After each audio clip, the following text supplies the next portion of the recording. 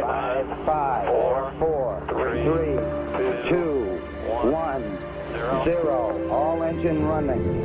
Liftoff. We have a liftoff. 32 minutes past the hour. Liftoff on Apollo.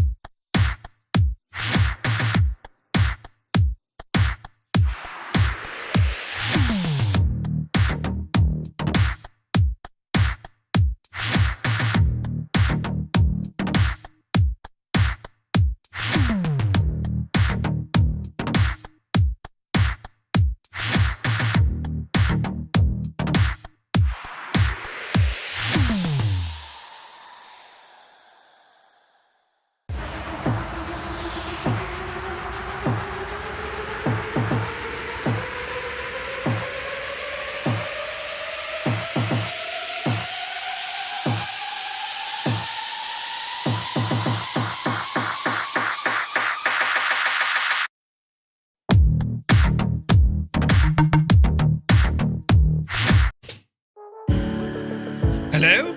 Hello. Hey everybody, happy Monday. Welcome to the start of another week. Happy Phenom Day.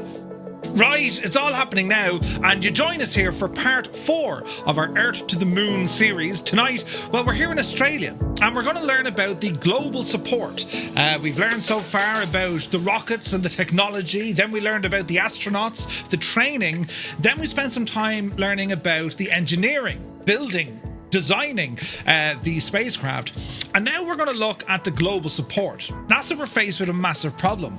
Communication. How can they actually track the data and communicate with these craft, considering at the time, in the kind of mid-50s to kind of mid-60s, it was fairly basic.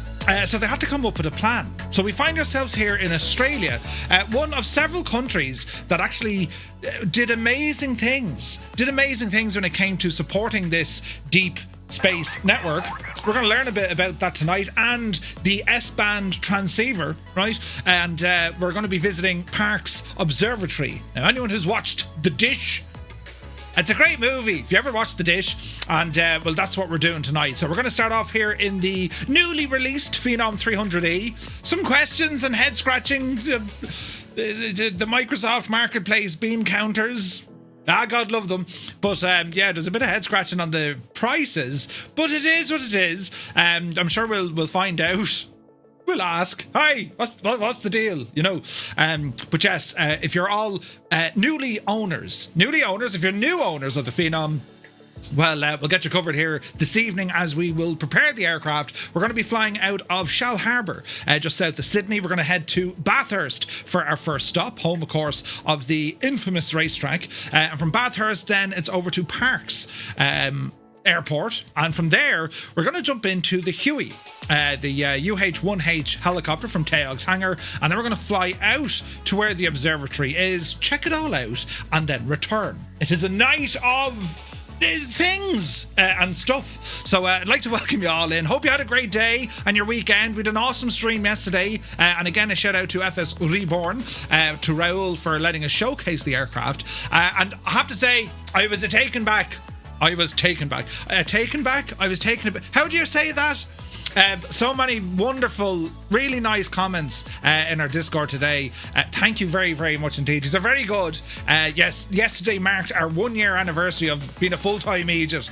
Brilliant! Head honcho number 1, big Egypt right here. So I want to thank you all so very much indeed for just being part of this mad journey. You know, I can't say I haven't aged. You know, I haven't aged. Well, I have aged, but only very slightly. I still kept my boyish good looks. And yes, well, it's all thanks to you guys. So thank you very, very much indeed. It's just mad. It's so hard to explain to people outside of what it is we do. You know, people ask, this year especially, a transition for me, 20 years working in, you know, logistics. And I still, right, and I still get lost. I still lose things. You'd think I'd learn. But talking with kind of, business enterprise boards and revenue and all this sort of jazz. And like, what are you doing?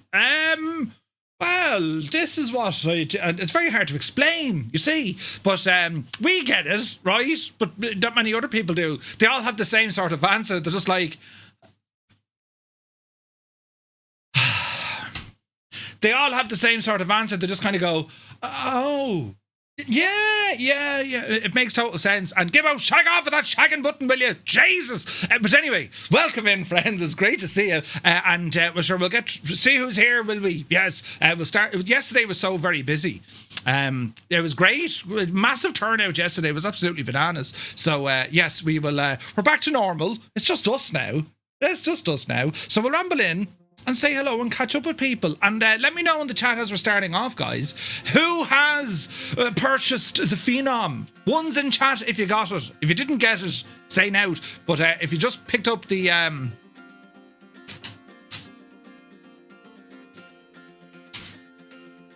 That happened this year as well. Look, the back of my head... Oh, look, Jesus.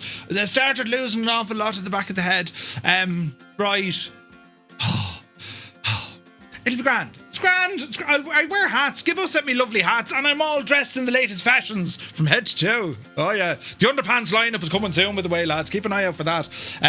Right now, could you imagine, Jays? We'd be locked up. APU inspectors here. Good day to you, Mrs. TPHI. Rolls in ups and downs, so she does. Good evening, Mrs. Vacuum is in the house. Super Ty is here. AJH man. Viper Strike is here. Tier 1 for 60 months, man. Thank you very much. He says 5-year sub to the #1 flight sim channel on earth.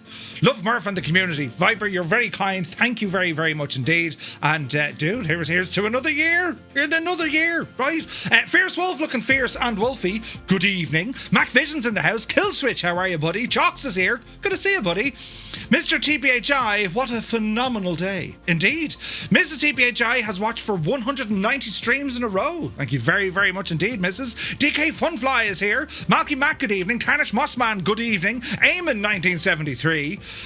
He says, hi everyone, I'm having issues downloading the FS Reborn on the marketplace. It's so busy. Really, it's so busy. The marketplace is busy. Give it time, Eamon, give it time. Tarnish, thank you for 3 in a row. Sun Jammers here. I've seen one of these before. It's a long distance... Shuffle Shoes has shuffled in. Good to see you, buddy. Idle Cutoff is in the house. Cambridge calling. Hello from Tipperary. It's currently 11 degrees. Yeah, it's not great out there today. It was raining all day, lads. That's just shocking, But we'll get over it, right? It's to be nice, seemingly on Thursday, right? For half an hour, and we'll see how we go there. Viper, thank you very much indeed for 140 streams in a row. Just Roy is here. Good to see you, Roy. I've been doing a bit of testing with some creations that Just Roy has made, and I've got to say they're very impressive. One of them is an automatic downloader and exporter of your Flight Sim 2024 control bindings. Very handy. And then the second bit of gadgetry he built, it scans your community folder and it checks to see if any airports you have installed are conflicting with what's active in the sim. So for example, let's say you have San Francisco. Well, the sim gives you, maybe that's not a good example. Think of like one of these handcrafted airports, because I don't think San Francisco is. Think of a handcrafted airport, and let's say you have payware scenery for the same airport. Well, this little tool that Roy is working on will actually say, hey, we found this installed. You can turn it off from in here. It's very clever. So he's still working on that, so more news when it's released. But the man's a genius. A genius, you see. But yes, Roy, it's great to see you. Super Ty, thank you for 3 in a row. Commander Balosh is in the house. Good evening, my dude. Lovely message earlier on, buddy. And thank you very much. 165 streams in a row. The man is a madman.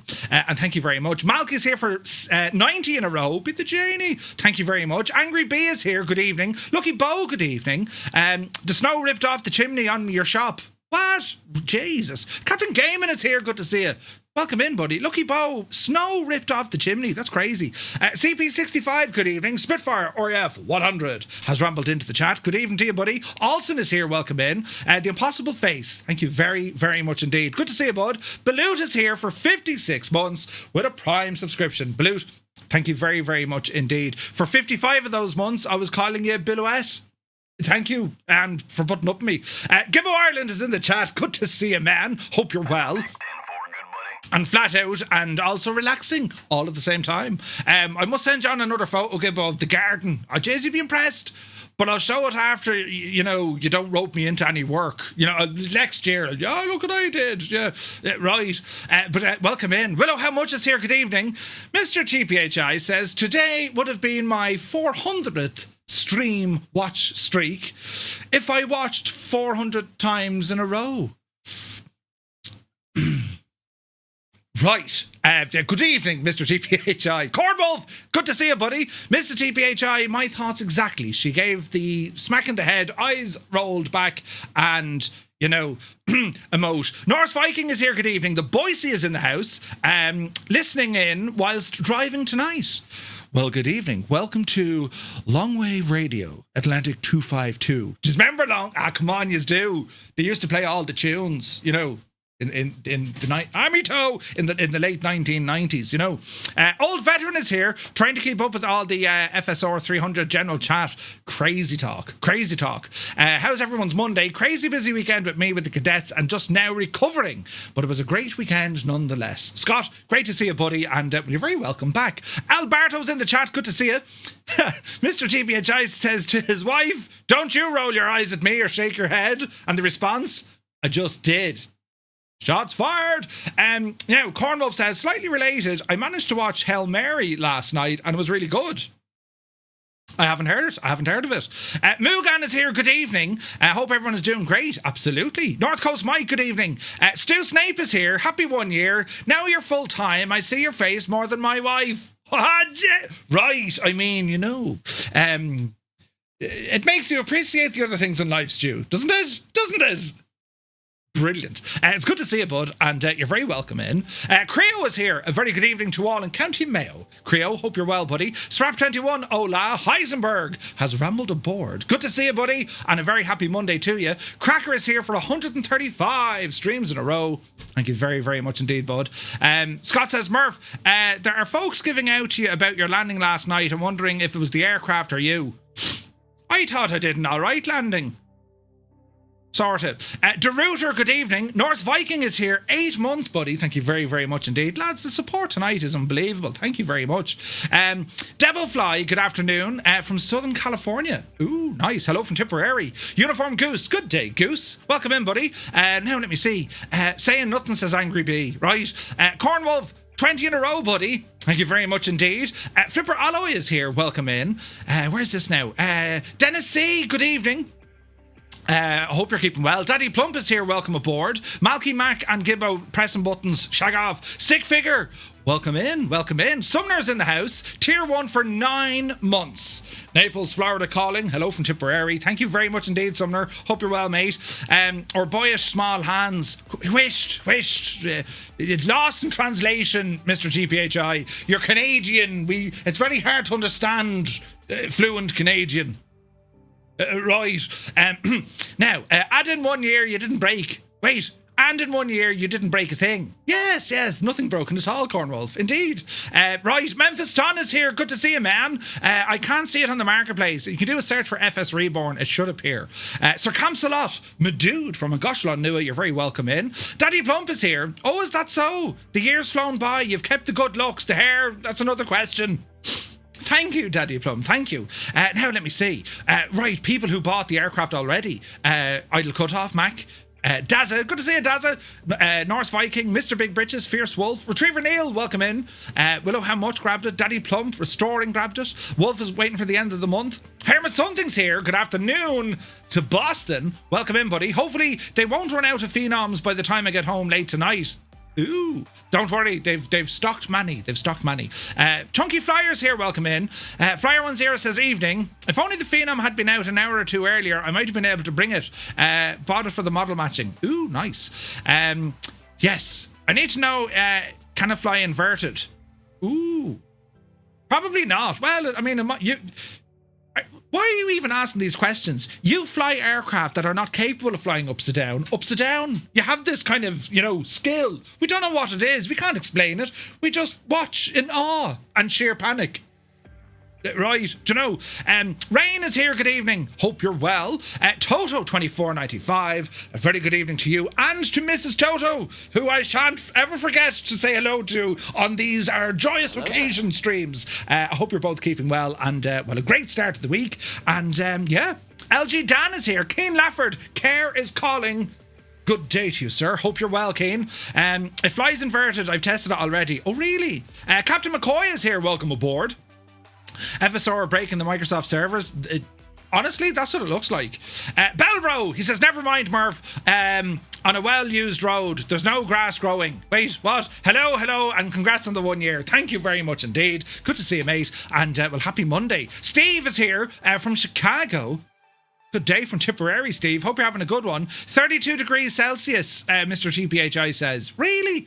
Jesus. Vertical at 2/3 on top is better than 3/3. Yeah, I agree. Yes. Are we talking about hair? Troy de Mike says, howdy from El Paso, 31 degrees and a little too windy. Jesus. Everyone loves hair. Wait, Dan, go handy. Can I transfer my GTM YouTube status to Twitch? I'm sure you can. I don't know if there's like a direct transformation, but I think you can. 32 degrees here too. Really? Airlock Doc is here. Did Murph use gel or mousse on his hair? Singular. What are you talking? I use gel, you know, because otherwise my hair looks like a burst mattress. And I don't think you're ready for me hair is brushed back, Murph. You're not ready for that in the relationship yet, lads. I'm just saying, you know, it makes me look terribly sexy. And I'm trying to control the emotional impact that we have here on the streams. You know, I just didn't want to be, they're only watching him, you know, for his looks or his low-cut top. I'm just saying, so that's why we're gone with this setup. Zard is here, good man yourself, great distraction. Zard is here for 20 months of Prime. Thank you very, very much indeed, buddy. Congrats on the 1 year full time, says Gibbo. Let us know when you plan to start. Brilliant. Thank you. Yes, Gibbo, brilliant. Murph, I've been to the dentist and I'm numb from the neck up. Wait, what? Heisenberg, you'd be grand. Now, congrats on 366 days. Proud of you sticking with it. Thank you, Airlock. You're very kind. It scans for conflicts, says Roy, between the handcrafted Asobo airports and the purchased add-ons. The latest build also checks the scenery indexes folder more safely. Ooh, we'll have to check it out, Roy. I should have a bit of time tomorrow again. Viper says, you bring in Bill and Ben with your Murph. Bottom right of the screen. That's Podge and Raj. Yeah. Podge and Raj. Brilliant. I think I need batteries for Podge. Now, Rog is fine, you know, but yeah, they're minding the place, you know. That's brilliant, though. Bill and Ben, I love it. I used to be called Bill and Ben in work. Right, photos by Kev. Phenom. Welcome to the Muppet Show. It's good to see you, Kev. Right, sorting AJH, man, you're welcome aboard. Linny Bobbins is here, 'tis herself. I'm trying to get set up and sorted for tonight, but Stu and I are struggling. Wait, you're running vanilla? Oh, Jesus. Murph, Hail Mary is a new space movie by the same author that did The Martian. Oh, is it good so, is it? Epic Fool is here, good to see you. Have you room to rent? I'm in Turles for 2 weeks training. Oh, Jesus. Shout if you're stuck. I don't have a spare room, I have a lovely shed. Oh, Jesus then. Epic, the shed is lovely. It's built for BMW drivers. Right? Fantastic. There's no indicators and it's very close to the house. Brilliant. Shout when you're up here, though. We can go for coffee. Or, you know, things of that nature. Have you a tent? Bring a tent, sure, you can pitch it up. Vex Freeze is here, good to see you. Nutty Taff is here, good morning. Where's this now? Me Toby tracking is behaving. Or misbehaving. Jesus. Robert J56, a very good evening. Hope all is well. Now, let me see. Nighthawk is here, good afternoon. Those flying the Phenom are actually model matched as Phenoms. Would you believe it? An aircraft done right, you know? I got it because it's pretty, yes. Found it 37.59, says Tarnish. Yeah, the prices are a little bit kind of head scratching because as a developer, Raoul sets the price, but that goes into the marketplace then. And then they don't have this. Remember there was a talk about it last year? I roughly remember there was a talk, maybe it was 2 years ago. They were saying something about... you know, they were saying something about how different regions will have different pricing fixed to them. They were changing how some of the pricing was worked. I'll dig it out. We'll have a read of it because some people, it just seems odd. You know, when you kind of do a currency conversion add whatever value added tax, even if they're on 5%, it's still out. Do you know what I mean? So I don't know. But anyway, once you can do anything once. Indeed. Now, let me see. Good evening, all. It's Emerald. Emerald Flowing. Good evening. You got the Phenom. Nice. Where's this now? Winkle Gassler. Good evening. Who's this now? Is this Rahul? How do we pronounce your name? Is it Rahul? Good evening. You're very welcome in. Noel K is here. Happy Monday. Titans of Road. Welcome in, buddy. Now let me see. We're catching up here now, lads, at a rate of knots. Irish Murph is named Come Over Murphy. Oh, Jesus. What a Simba mattress. Who? What server are we on? Our normal one, Southeast Asia. We'll see what happens. The phenomenal Phenom, as Forder would call it, as he did with the Cockspur Phenom 100. Very different kettle of fish, this one, though. Do you know? Murphy's on West Europe. Am I? I'll change it, lads. We'll be on our normal Southeast Asian one. In all seriousness, though, probably be staying at my uncle's for a bit. Same place as you. Also, well done to Mr. Two-Tone for not killing you for last year. Epic fool. Nice. Give us a shout when you're up this neck of the woods and call in anyway. Do you know? We'll have tea and cake. Well, that's a lie. I don't have cake, but we can have tea. You'll have to bring it, but I'll drink it with you. Right. AZ Blue Line, welcome in. Thank you very much indeed. Prime subscription, 52 months. You're very kind, sir. Thank you very much. Zybok Dog calling from Denmark. Hello from Tipperary. You're welcome in. If you get people in your shed, it'll mess up your income support, right? Eddie Games, welcome in, bud. What a machine. I'm telling you, lads. Bio Games is here. Welcome in. What do you mean no cake? Well, unless you bring cake. I'm not one that... Despite what you're thinking, I don't eat a lot of cake, you know. Right, come on in here now, and we have a quick look over. Jay's is busy tonight. Angels15, welcome in. Danny's in the house. Dave Cleary, legend Dave. Welcome back, Dave. Joseph Jolly, welcome aboard. Hukalea, you're very welcome in, man. Let me see here now. Black Sheep Gene, he says, my like bar keeps disappearing. Your like bar? Oh, jeez, I don't know. Gene, it's good to see you, buddy. Now, let me see. Mr. Anderson himself, happy anniversary going pro. Murph, here's for another 100 years. Thank you very, very much indeed. Cheers, buddy. Now, let me see. AJ is here. Welcome in. You finally got Flight Sim 24. Nice. Yeah, I've lovely hair, thanks. Geol Pilot, a very good evening to you. Colonel Indiana Longnuts has rambled aboard. It's great to see you, man. Now, who else come in the door, look? Welsh Taff, good evening, or good morning. Where is this now? Tell that nutty Taff fella to be quiet. Right. Kubi Montana, a very good evening. Case Perling. Is it Case Sperling? No, is it Case Sperling? Is it out now? Yes, it is. Since you started streaming full time, you've taken off more days than you've actually worked. Says Black Sheep Gene. The allegations and assumptions here. Papa Justify is here. Welcome aboard. That's so great to see so many people. And you're probably saying, why does he take so long? That intro took exactly 4 minutes and 11 seconds. 4 minutes and 11 seconds, but you guys take the trouble. Yesterday was different. You still took a bit of trouble, but yesterday was different because we were showcasing, premiering an aircraft, if you like. But you guys do take the time out of your day to say hello. I say hello. I want to say hello, so that's why we go through this. So if you don't like it, well, tough. Right. I would find it very ignorant. And also, if for whatever reason, if you pass a comment or you say hello and I don't see it, unless it's, unless you're being an idiot, if I don't see it, well, say it again. I don't, that stuff wrecks me head, do you know? I'm always watching for that because it's a live environment, and yeah, I could be busy, but if you post something and I don't respond to it, please don't think I'm ignoring you. Unless you're being a complete idiot, then I'll ignore you, and the mods will kick you and ban you, or they'll burst you, right? But just say it again, But yeah, don't mind that other fella there who just said the last comment. Yeah, we ignore him all the time. But for everyone else, let me know. Kanzui, good to see you, man. Hope you're well. Right, where's it now? Grats to one and all, grats for the 1 year. Yet your hands are still small. Yes, they are. 1 minute 26. Thank you, Idle Cut Off. I'm Pierce is here. Good to see you. Or we'll put you in the bald corner. No, the bold corner. Bell Bro is the bold bold. Oh, Jesus. Right, come over here now, look. Now, what was that? Who happened? Or unless you are Gibbo. No, don't mess with Gibbo because he'll get you back 10 times worse than you ever thought was possible. That's what happens. But anyway, right, lads, we're going to start off with this aircraft. We're going to power it up. Would you beat a hokey?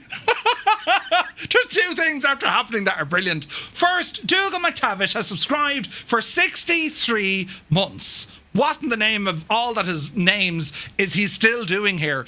Dougal, thank you very, very much indeed. The second funny thing, Gibbo just timed out Epic Fool. That is hilarious. See, Epic, I warned you. Wild Mook Queen, good to see you, buddy. Hope you're well. How do you feel about Say Intentions having your voices? They have it down as UK, have they? I'll talk to the lads. I love Say Intentions, and it's gas. I was lucky to be one of. I'm lucky, but like so many people are unlucky. I was one of the first voices they kind of used very sophisticated AI engineering to replicate. It was very impressive, you know. Gibbo timed him out again. Brilliant. Vasco from msfsaddons.com is in the house. Vasco, a very good evening to you. Good to see you, bud. You're back there now. Behave. That's hilarious. We can never leave. Yes, one of us, Dougal. You're here forever. Forever. One of us. You know, love you too. Epic Phil, that's hilarious. Right, lads. Anyway, we got to showcase this beautiful machine yesterday, and we're back here again today, and we're showing it off once more. So we shall start off, and then we're going to cover. I've quite a bit. Oh, Jez, I didn't open the file. I've quite a bit of. I've quite a few notes for tonight, but we'll have a little bit of time in the cruise, you see. So I write up all my notes here, and then we have links and all the jazz. I'm up to 7,500 words on this one, but yeah, it's we need to scroll down to tonight. So let's have a look. Episode 4, Global Support. And like the last couple of weeks, I have a couple of links we'll check out. There's links there to like Wikipedia and there's links to NASA as well. So we've a fair bit going on, right? So let us see what happens. Surveying, welcome in. Good to see you, bud. It's a game changer. I can't play the Gaze or the Gaze. I can't play the base game anymore. It feels dead without Say Intentions. Yeah, it's a Say Intentions is awesome. I'm a huge fan of what they're doing and what they've done. Do you know, it's brilliant. The saturation on your camera seems off. What are you trying to say, Kanzui? I haven't changed anything. No, wait, it's grey hair. Oh, yeah, how much of... Oh, Jesus. Kanzui, you're next on the list of... Jesus. That was pretty bad now, wasn't it? Right, anyway, hello, Phenom. Yes, hello, Phenom. You won't make fun of me or upset me. Jesus, that was brutal, wasn't it? Kanzui, like, brutal, right?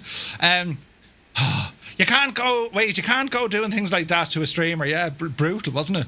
Jesus, don't get in an argument with Kanzui, he'd leave you on the floor. But anyway, here we are in our beautiful Phenom 300. We're not carrying passengers on this one. We did the passenger experience set up yesterday. So on this flight today, we're just going to power up here. We're on the ground in Shellharbour. We're going to blast off, and our first stop is going to be Bathurst. We're just going to fly direct, right? And we can load in a SimBree flight, but we'll jump in and do it as normal, right? So welcome to the aircraft. We're going to start off here on the ground operations.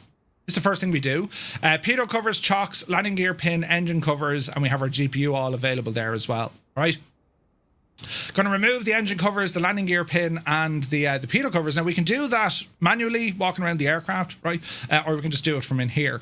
Weight and balance is absolutely fine. So our flows of this aircraft, we start down here on the bottom left-hand side. On our lower left-hand side, we start at the back and we work our way to the front. That's how the flows work on this.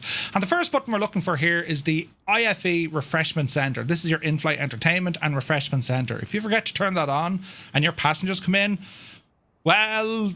best of luck to you. Right, we're going to make sure our flight controls are set not to flight control 1 or 2. They're set to none. Oxygen, we're going to make sure that the oxygen is pushed down. PAX is set to auto.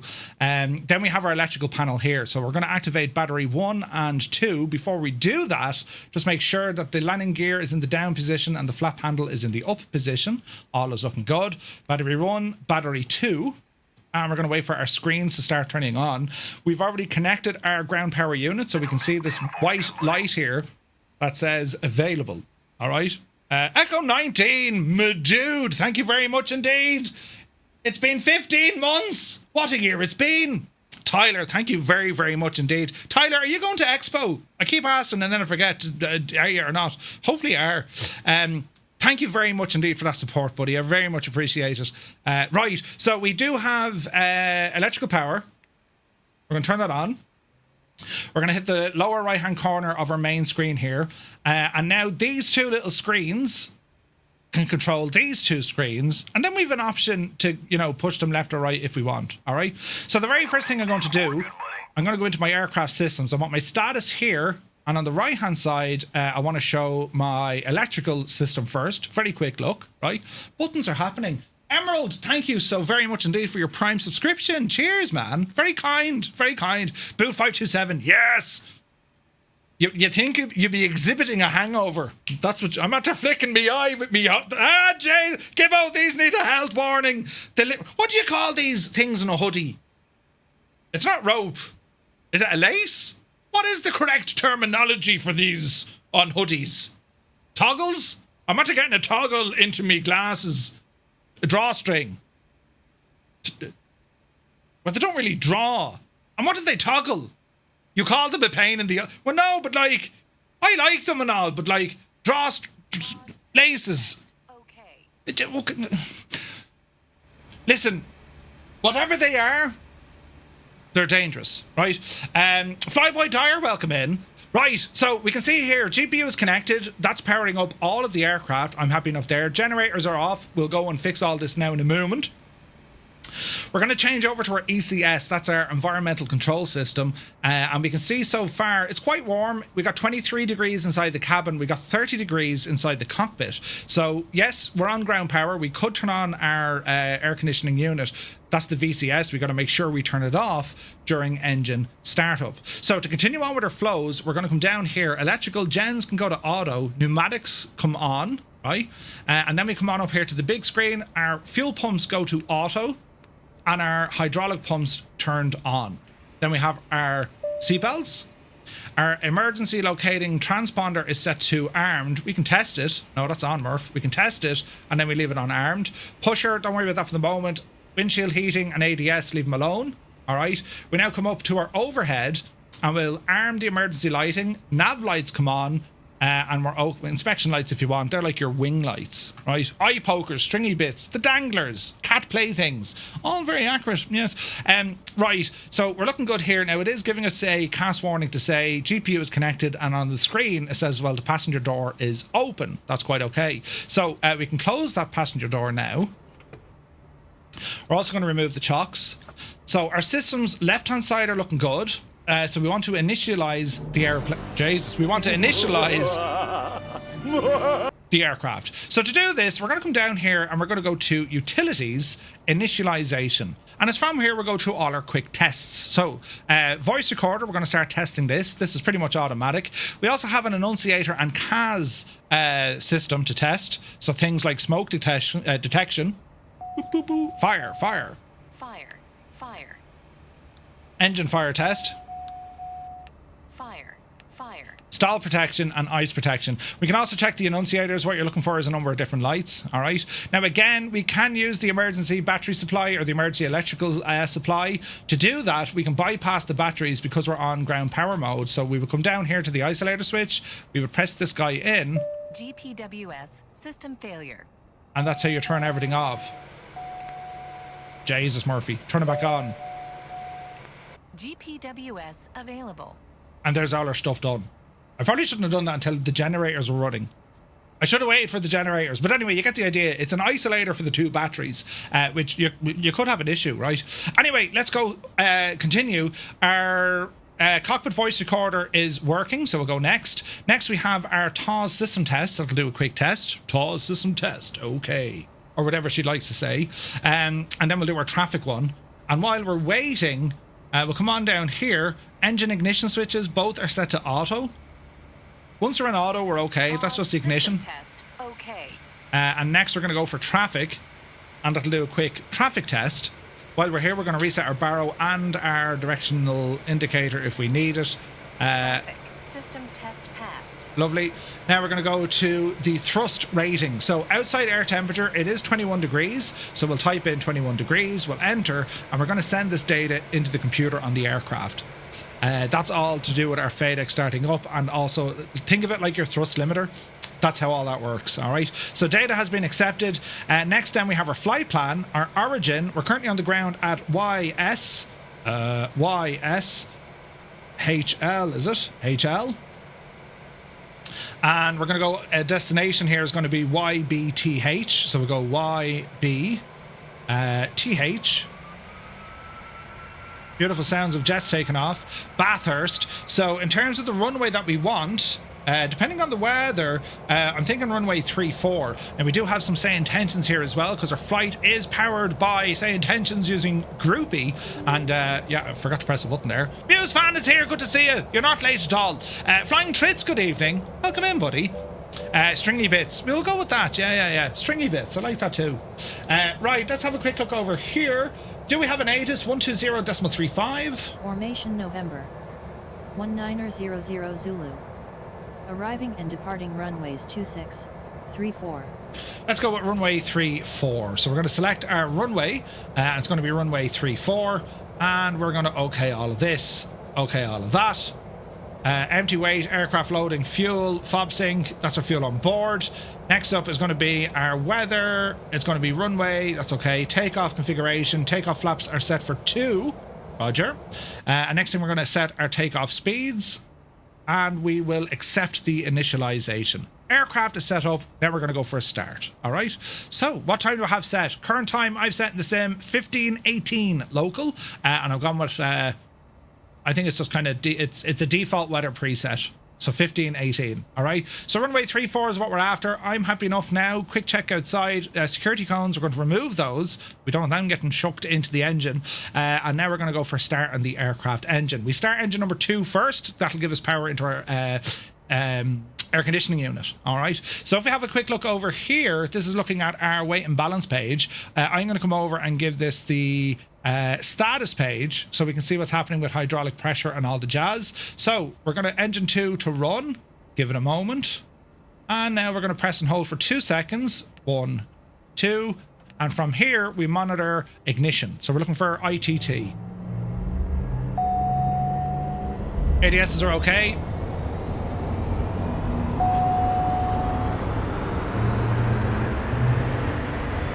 ITT looking good. N1 is looking good. We peaked out at 484 degrees.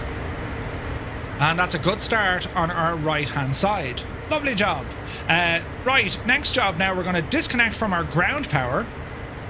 We're going to disconnect the GPU and remove it. And now we're going to start engine 1. And engine 1, when we start this, engine 2 will actually spool up a little bit louder to cover the power draw. 2 seconds. Engine 2 spools up. Engine 1, we have ignition. Shed bus is off and ITT is rising. Again, if we have a problem, the FADEC will do a good job. We would just shut down that engine. FADEC will cover pretty much anything bar 2 things. It won't do a failed N1, a hung start, and it won't do high oil pressure. Everything else it'll cover. So hot starts, it's designed to stop that from happening.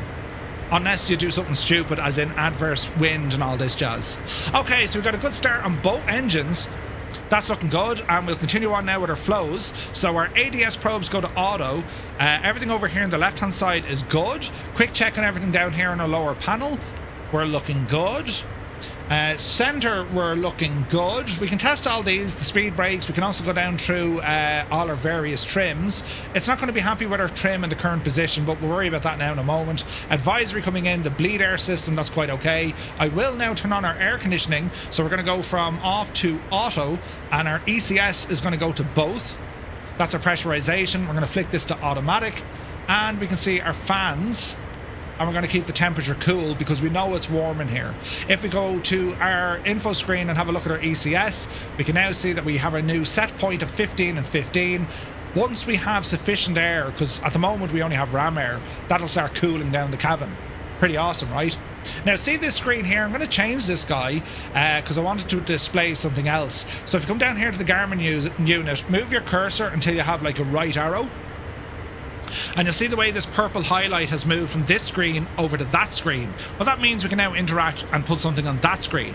For this, I'm going to horse in the chart, and we can put in just the airport to see what we're doing, right? I'm happy enough with this screen, happy enough with that screen, and everything else over here I'm good with as well. So what we're going to do, we're tuned into our groupie flight. Yaw dampener can come in. No, it can't, sorry. Flight director can come in, and we're going to go in and put our altitude select, right? We don't want to go too high because I want to look at some scenery. But at the same time, this aircraft is more than capable of flying fast and high. So we're going to go with our taxi lights. Strobes, stay off of them. Well, put on our strobes. We won't upset anyone. Flight controls, quick check. They're free and correct. And we're just going to add in a little bit of pitch trim. And we'll see what happens here. So we're going to taxi out to our left-hand side onto Golf. So we'll give a shout over our radios to everyone else. Shellharbour traffic, November 235 Romeo Mike. We are a Phenom 300E. We're taxiing from the terminal on Golf. We'll hold short runway 34, Shellharbour. Alright, we see what happens. So we'll come off the brakes. Also our squawk machine needs to be done. So we're set to 1200. That'll do us. We're currently set to auto. Let's go altitude reporting. And that's all done. Now, lovely hurdling. Rennie is here. Rennie! Okay, looking good. And we'll spin out here to our left-hand side. We happy enough so far? Any questions? Is anyone struggling with this aircraft yet? Or are we all happy out? Flaps we're going to set for takeoff. Visually check. We've set them for 2 according to our computer. 2 is set. And now we just taxi out on Golf. Beautiful. Absolutely beautiful. I imagine I didn't change server. My bad, my bad. Online. We need to be on Southeast Asia.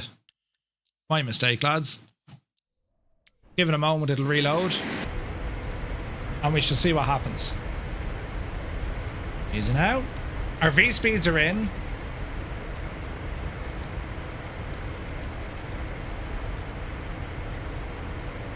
We'll cross over the runway here.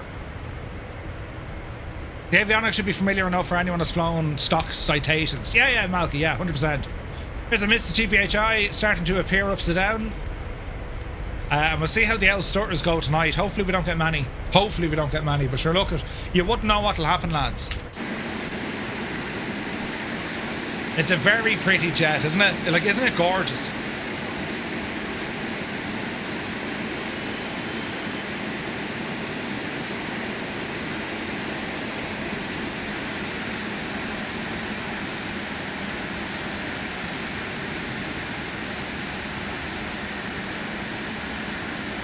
He's ignoring it on purpose. Wait, what happened? Two-tone muse. Easy now. Isn't it gorgeous? Oh, look at this. We got ourselves a convoy. Alright lads, when you're ready, blast off. Don't be hanging around. Shellharbour traffic, November 235 Romeo Mike, lining up and departing runway 34, departure to the north, Shellharbour. Attack of the Phenoms, right? So landing lights coming on. Cleared a bit of space there for the buys. Jeez, we got a lot of people here, man. This is awesome. Look at this. Vision jets. Tail Dragon A320s. I mean, I've seen it all. Brilliant. There was a Praetor flying about today. Oh, Praetor's big. Muse is streaking. Alrighty, get ourselves lined up. Looking good. Alright, we're going to sync our heading to runway heading. We've already dialed in 8,000. We'll arm V speed. And we want to climb here. Well, we can climb absolutely magically on this thing. Let's set it in for 3,000 feet a minute. Let's hold position. And let's see what happens. Jose, good to see you, bud. Power coming in. Before we go. Takeoff okay. Takeoff okay. Let's go flying. Takeoff power set. Airspeed alive. The needle is moving. There's 80 knots. On runway 34 remaining. 5,100 feet. Yep, see Daisy.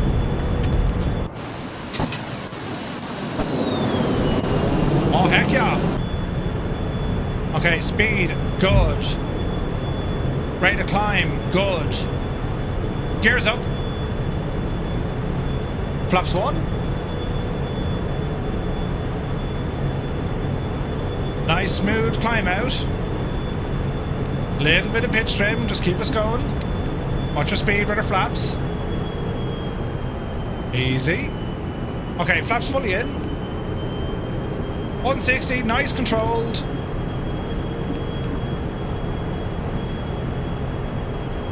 And we're looking good. Autopilot, let us go to heading mode. VS is already armed, we're going to go for 3,000 feet a minute. Easy now. And I think we're looking good, we're looking good. Murph just did a lovely smooth BIOS update. Oh jeez, don't mention it. Don't mention the war. Alright, let's go for a left turn here, lads. We'll head west, 270 degrees. Just give ourselves a bit of a circle around the airfield. Just make sure we're all up and moving. Oh, heck yeah. Right, lads, if you're flying along, if you're on the PC or PlayStation, it's number 1.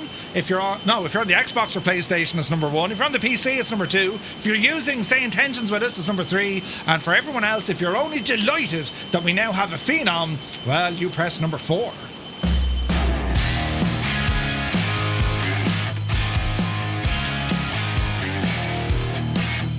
Hello, Fireflies.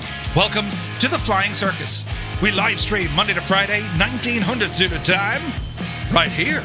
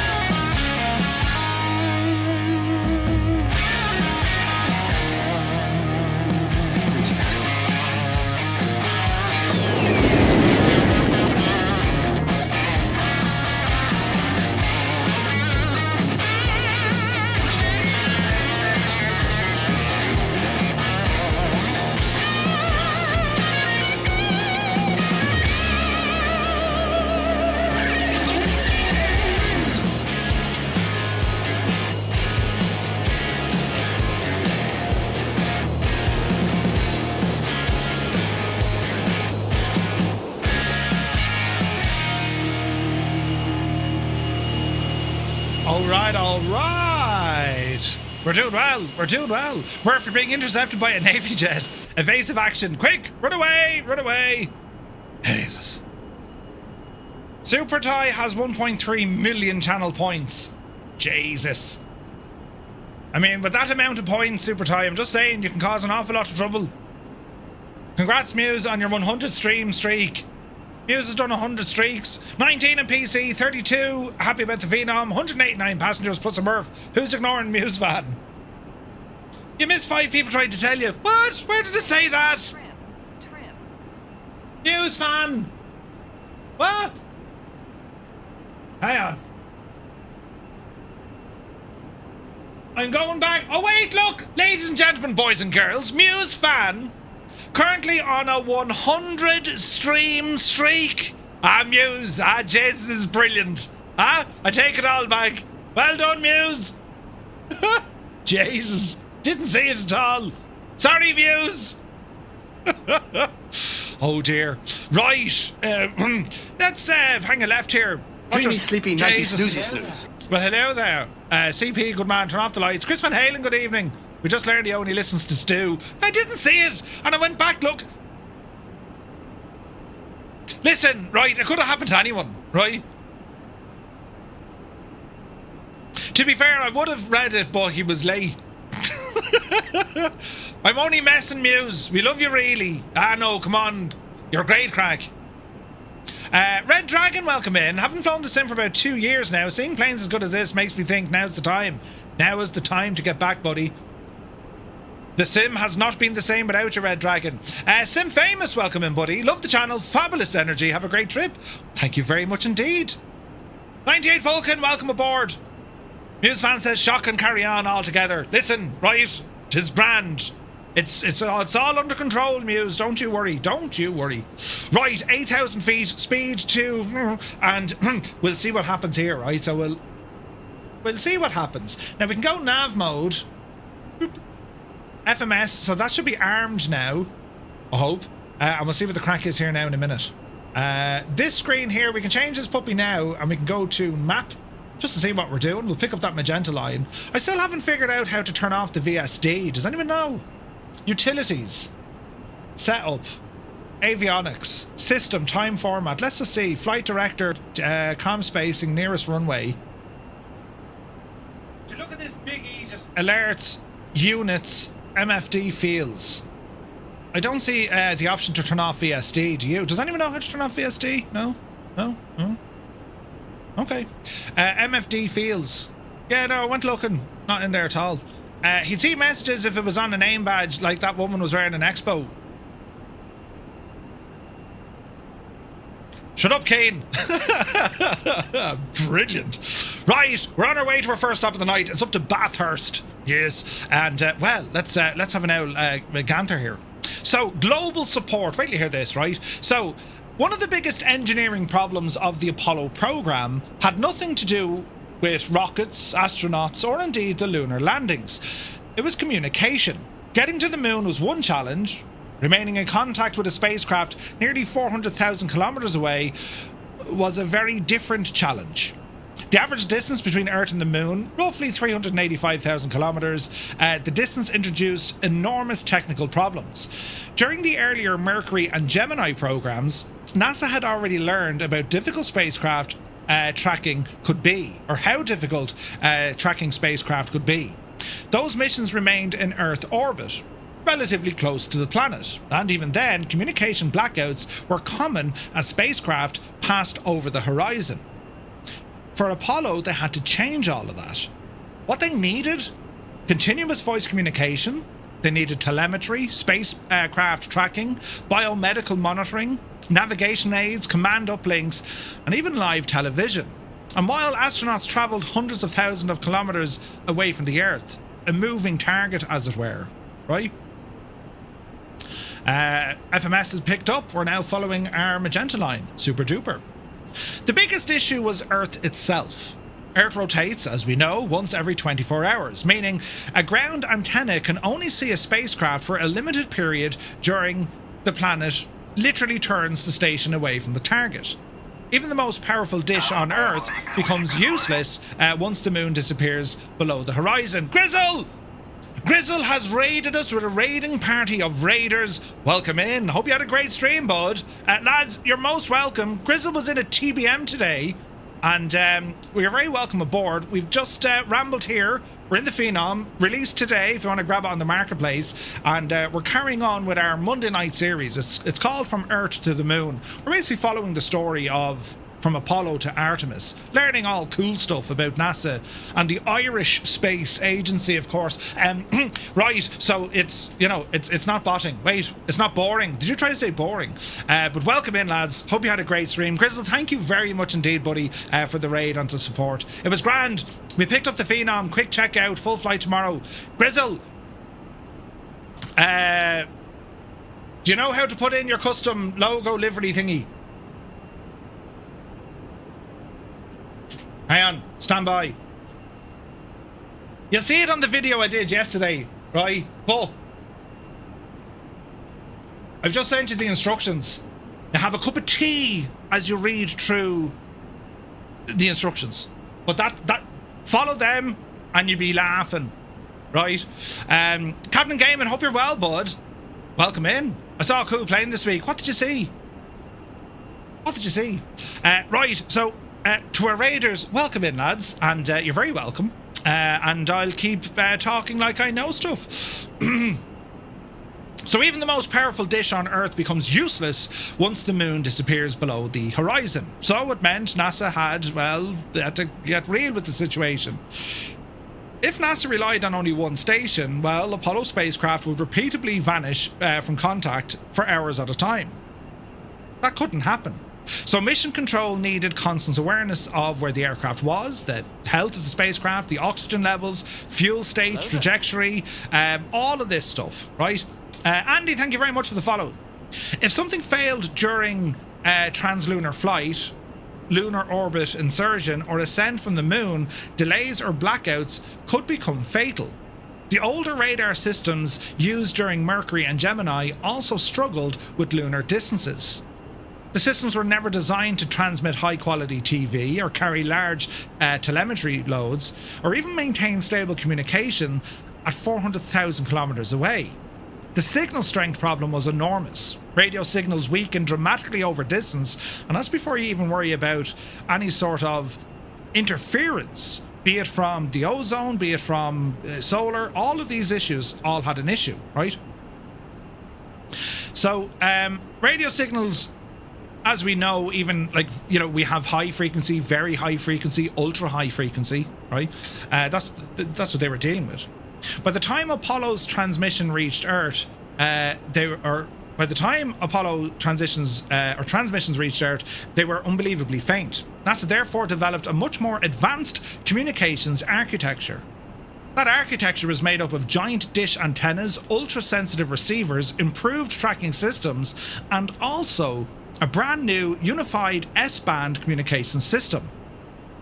But even that still couldn't solve the Earth's rotation problem. So NASA had to build what they called a worldwide network. And just to show you this, we're putting out a website here, right? The Space Communications and Navigation, this is from the NASA website itself, right? So in 1969, NASA captured the world's imagination and inspired generations with Apollo 11's moon landing. And back then, NASA's communication networks were crucial to mission success. Today, they provide critical service as America moves forward to the moon. To this day, most of this equipment is still up and running. NASA's Space Communications and Navigation, or SCAN, the program manages and directs the Deep Space Network, DSN, and also the Near Space Network, NSN. It's a global communications infrastructure for space exploration. The agency's new lunar exploration program, called Artemis, NASA's Space Launch System rocket will send astronauts aboard the Orion spacecraft to the Gateway in lunar orbit. Crew will take expeditions to the surface of the moon in a human landing system, go back to Gateway, and then return to Earth. SCAN is going to support Artemis missions each step of the way. So they're modernising technologies like the optical communications. But that's what they're doing now. You go back to what it was like back then. Affixed to the inside of the Eagle's lander door was a small, unconventional TV antenna. The extraordinary images captured showed Armstrong and Aldrin amid the magnificent desolation of the lunar surface. And getting this incredible video to hundreds of millions of people back on Earth, gathered around countless television sets in rural homes, on city streets, and even in remote villages around the globe, was up to the flexibility and resourcefulness of NASA's manned spaceflight network and the DSN, the Deep Space Network. During lunar landing and liftoff, NASA dishes in Madrid, Spain, would provide tracking support for Apollo, but also at the time of the moonwalk, Madrid was facing away from the moon and thus couldn't see it. So the job of getting the first historic pictures down to the world fell to tracking stations in Australia and also in the United States. When Armstrong finally started descending down the ladder, 3 hours after the Eagle had landed, a 64-meter antenna in Goldstone, California, received the first downlink. That scared the crap out of me. We're okay so far. So that's where they got the first downlink from, right? Goldstone, California received the first downlink and two-way communication from the surface. However, by the time Armstrong reached the foot of the ladder, Mission Control in Houston, Texas switched the transmission over to Honeysuckle Creek's 26-meter antenna located just outside of Canberra in Australia. But the responsibility for voice communications remained at Goldstone. The iconic words in history, "It's one small step for man," ended their 240,000 mile journey to Earth at one location, while the pictures of Neil Armstrong speaking then came to be seen through another. And that's after almost 9 minutes into the broadcast, a 64-metre dish at Parkes Observatory in Parkes, New South Wales in Australia provided an even better picture. Television transmission would continue through July 23rd, 1969. It is this observatory, we're flying to this tonight in the sim. So outside of all of that, behind the tracking stations were real people spending countless hours to make human exploration to the moon possible. People everywhere appreciated the fact that the US was willing to share its program so effectively with them by means of modern communications.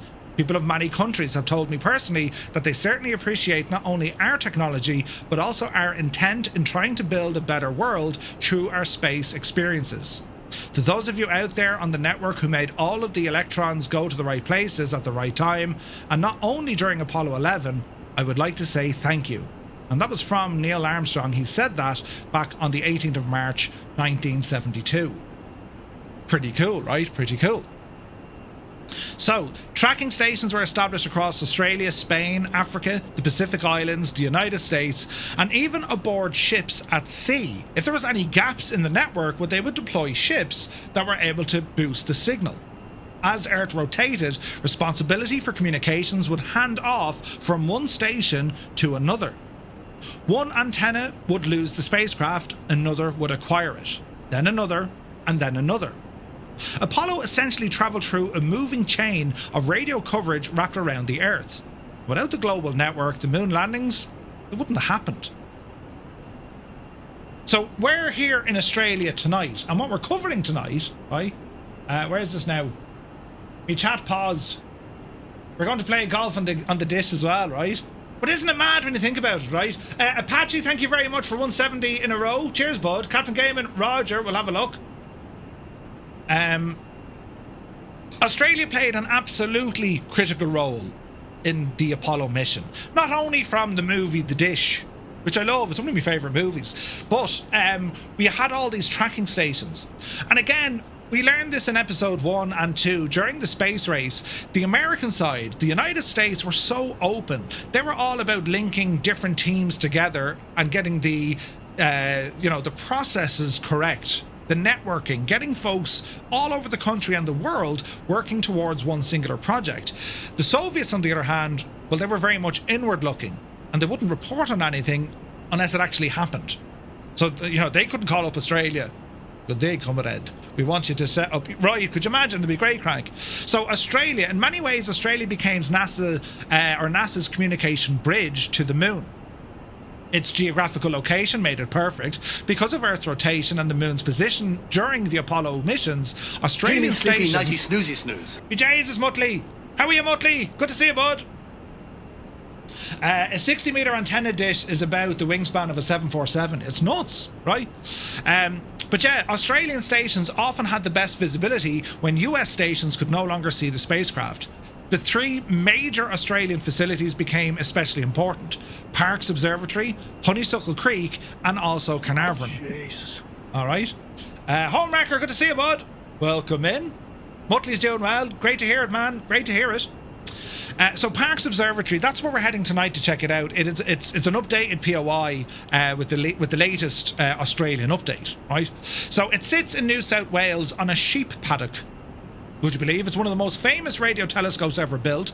Completed in 1961, the Parkes dish measured 64 metres in diameter, enormous for its time. The telescope had originally been designed for radio astronomy, not spaceflight. But NASA quickly realised its incredible sensitivity made it perfect for the Apollo communications. The dish was so famous, it eventually became known simply as the Dish. During Apollo 11, Parkes was selected to help receive television signals from the moon because its large antenna could gather a much stronger signal than the smaller tracking dishes elsewhere. And that mattered enormously because the lunar TV camera transmitted extremely weak, slow scan television signals. The better the antenna, the better the picture. But despite the fame of Parkes, it didn't actually broadcast Armstrong's first step. which was interesting because the movie would have you believe it did, right? Hollywood, really? You know? P.S. Miranda, good to see you, bud. All right, we're cruising here at about 220, 8,000 feet. It's very nice out there. Aircraft is behaving very nicely. I haven't broken anything yet, so let's see what happens. So the Parkes Observatory radio astronomy observation located 20 kilometres north of the town of Parkes in New South Wales. Here it is here, lads. Have you ever seen the movie The Dish? One's in chat if you've seen The Dish. That's okay, Scott. You ever see the movie The Dish? One's in chat. It's an awesome movie. Awesome. If you haven't watched it, you need to have a serious word with yourself. It's a great movie, right? It's a real kind of make you feel good sort of movie. But anyway, it's ran by the Commonwealth Scientific and Industrial Research Organisation, CSIRO. It's part of the Australian Telescope National Facility Network of radio telescopes, and it is frequently operated together with other radio telescopes, principally in an array of 6 22-metre dishes at the Australia Telescope Compact Array near Narrabee. The observatory was included in the Australian National Heritage List on the 10th of August 2020. It was completed in 1961, the brainchild of E.G. Taffy Bowen. He was the chief of CSIRO's radiophysics laboratory, and during the Second World War he had worked on radar development in the United States and had made connections in its scientific community. Calling on his old boy network, he persuaded two organisations, the Carnegie Corporation and the Rockefeller Foundation, to fund half the cost of the telescope. It was this recognition and key financial support from the United States that persuaded, at the time, Australian Prime Minister Robert Menzies to agree to fund the rest of the projects. The park site was chosen in 1956 as it was accessible but far enough from Sydney to have clear skies. And there's parts in Australia, indeed New Zealand, they call them these, what are they called? Areas of natural beauty, or they're effectively areas that celestial tracking and stargazing, you can do it there because there's like zero nighttime pollution. What they mean by nighttime pollution is lights, street lights, houses. Well, you'll see them on the horizon. If there's low cloud, you'll see them. So they go to these areas. Dark Sky Reserve. There you go. Dark Sky Reserve. Right? Additionally, Mayor Seth Moon and landowner Australia James Helm were both enthusiastic about the project. The success of this telescope led NASA to copy features of the design into their deep space network, which included 3 64-metre dishes. They built one in Goldstone, California, Madrid, Spain, and then one in Tidbinbilla near Canberra in Australia. The telescope continues to be upgraded, and as of 2018, it's 10,000 times more sensitive than its initial configuration. 10,000 times more sensitive. It's still used to this day, right? Now we can learn more about it. We'll do a little bit more reading later on, but it's a fascinating area. I don't know if any of you guys have ever visited like observatories or any of this kind of crack. It's a cool place to go visit. I remember years ago I went to the Armagh Planetarium. We also went to the Dublin Observatory. That was quite good. But there are far bigger and better places around the world. Here's some useless knowledge for you. Down the road from me in Birr, County Offaly, that was once home to the world's largest telescope, and that was redesigned for us for free in Microsoft Flight Simulator by Jeppesen 2001. He actually modelled that old telescope, and it's about 40 feet long. It's massive. So that's freeware scenery if you pick up Jeppesen's Birr airfield, right? It's not far from me. But anyway, Honeysuckle Creek, that honour belongs primarily to Honeysuckle Creek, which was the station on the night of the moonwalk. The moon had not yet risen enough above the park's operating angle, right? So Honeysuckle became the station that first received and relayed the historic images. For the first several minutes of the moonwalk, the entire world was effectively watching television transmitted through a relatively small station hidden in the Australian bush. Only later, once the moon rose higher, NASA switched over to the much stronger Parkes facility. And you can actually see that during the television broadcast. You'll actually see like the lines flick. You see this screen? It does this kind of crack. Look. It kind of does something like that. That's the effect, you'll just see it. That's what they were doing in Houston. Say, quick, Parkes is up and running. Put us over to Parkes, please. Is that amazing? Right? So Honeysuckle, quick look at this before we land. The tracking station for Honeysuckle. Deep space stations are used there, right? They're relatively new. And here we have former tracking station site. It's no longer there. It is no longer there. We'll go back to that in a moment. We need to land this machine. So, autopilot. Off. Ease the power back. And we're going to go in for a landing here. So, what runway do we want here in Bathurst? We're going to go in for runway 26. 26. Or 35. I think 35. Bathurst traffic, November 235 Romeo Mike. We're Phenom inbound, full stop runway 35, Bathurst. Alright, so we better see how we can get on here before I cause an incident, right? 10,000 and they still can't see UFOs, right? But isn't it mad when you think about it, lads? We think of, you know, we think of the Apollo missions and then you're thinking, Jesus, we'd have seen nothing if it wasn't for these guys and these different tracking stations and this communications network that NASA built on. And what's funny about the whole thing is, what NASA built in terms of this kind of global communications, well, that gave, you know, civilian air travel a lot of options because, well, they figured out different ways of bouncing signals around the Earth, and then satellites came things, and it's very interesting. You can kind of see the evolution of it. You go back to the Second World War, even to the British air defence system. I forget his name, but he effectively built an internet back then that all these other stations would report in if aircraft were spotted, and then you had the air defense system. I forget the name of it, but it was effectively early day internet. Effectively, that's what it was in the 1940s, right? So it's amazing when you see, you know, they can start producing this kind of technology, and then they're like, oh wait, there's actually a lot of use for this. The dowding system, yes, the dowding system. Fascinating stuff, isn't it? There's a great video on the whole system by Scott Manley. Oh, is there? I'll have to check it out. You're in Roswell this past week for work. No way, Captain Gaiman. Intranet. Kind of homewrecker, yeah. So intranet, probably, yes. There's a military man. He knows what an intranet is. The old Defence Forces had an intranet for a long time. That was effectively just a home network. I mean, that's what it is. Jonathan Frakes was at Roswell in 93. We saw him there. No way, T-Sac, really? That's awesome. Same place where the races are now. Ooh. Did I watch the landing live? No, Muse fan told me all about it. I had to wait a good 40 years before I was born. No, wait, 20 years before I was born. But Muse fan was there. He said it was great.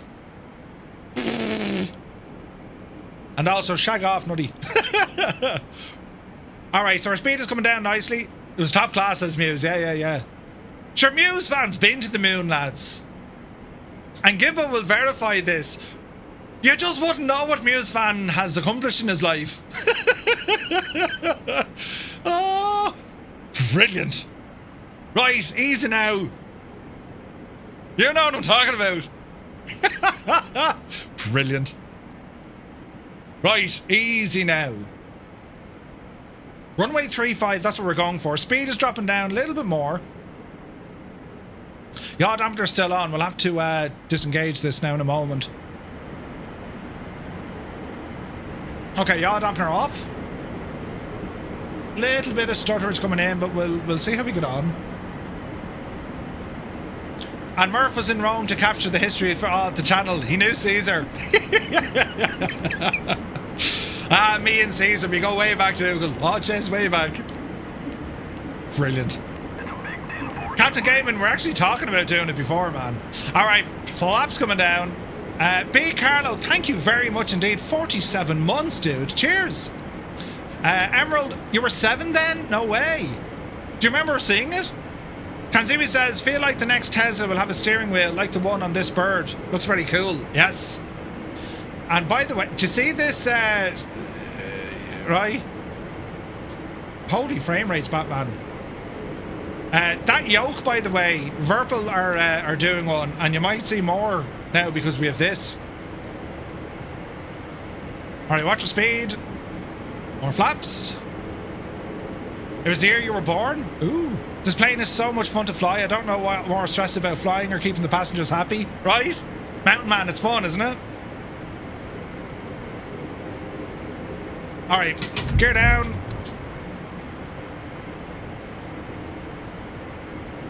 And Bathurst traffic, November 235 Romeo Mike, turning base for runway 35, full stop, Bathurst. Tomorrow night we're going to be flying in the 737-800, the high detail update. We're going to be flying out of San Francisco up to Payne Field, up by Seattle. And we're going to be joined by Brian from Say Intentions. They have a new feature they want to talk about, but also just kind of a general catch up of what they're working on. So that's on tomorrow night stream. Kickoff is at 1900 Zulu. So be sure to be there. It's a group flight. I'll be using Say Intentions for our ATC because I missed our VATSIM flight. So you're more than welcome to fly along. It's about a 2-hour flight. But we're doing that tomorrow night. And I'm going to take up the new high detail update from PMDG for the 737-8. Looking forward to that one. Dougal might do it on VATSIM again. Yeah, 100%. You can do VATSIM or whatever. Whatever. VATSIM, Say Intentions, or just multiplayer. It's up to you guys. It'd be great to see us there.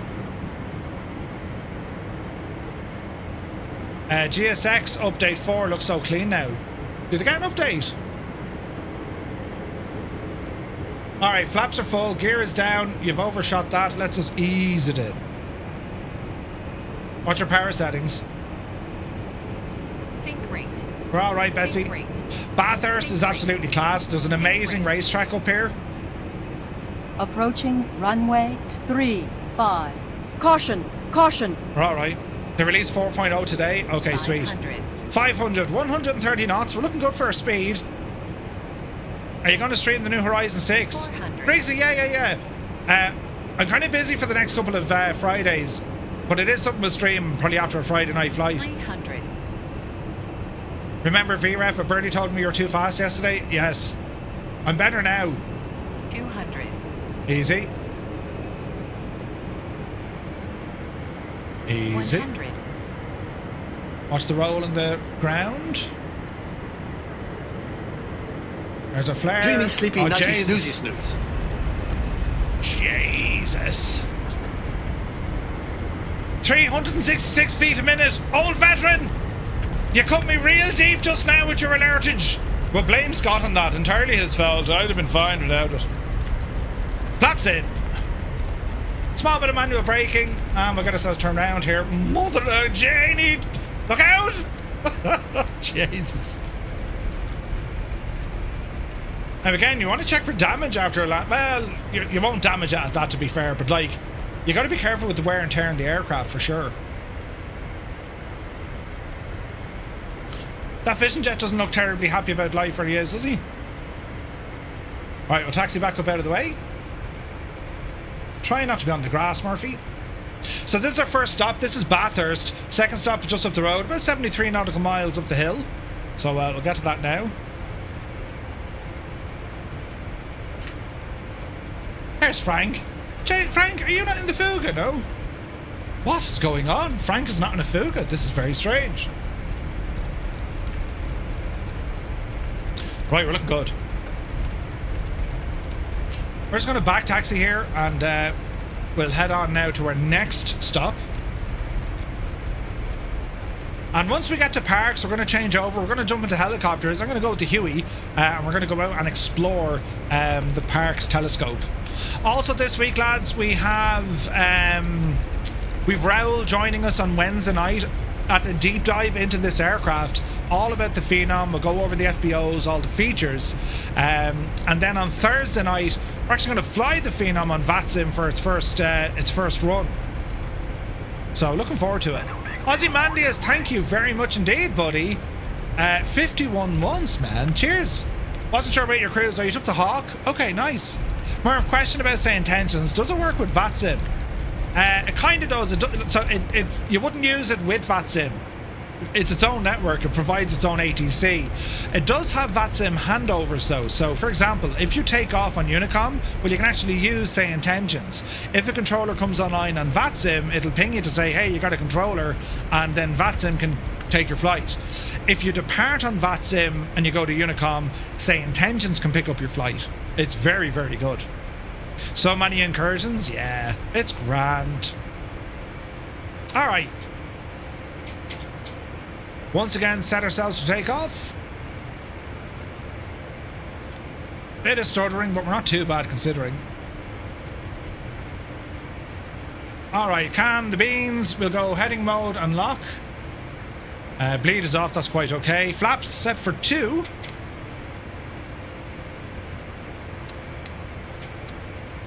Flaps move very slowly on this machine. Trim, we better reset that puppy. Takeoff configuration. Takeoff okay. Takeoff. Okay. We're going to arm V-speed. We'll aim for a climb for about 3,000 feet a minute. Okay. Are we ready, sports fans? Power coming in. Oh, I didn't, Malky. Wait. Jesus.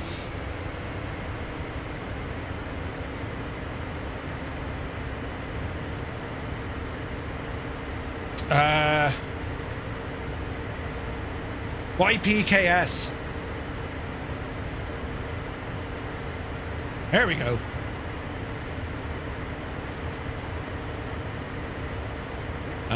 YBTH.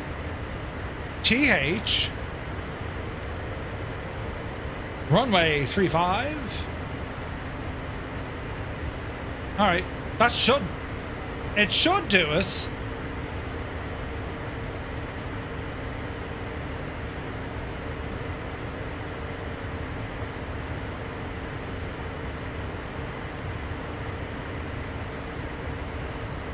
I think we're good.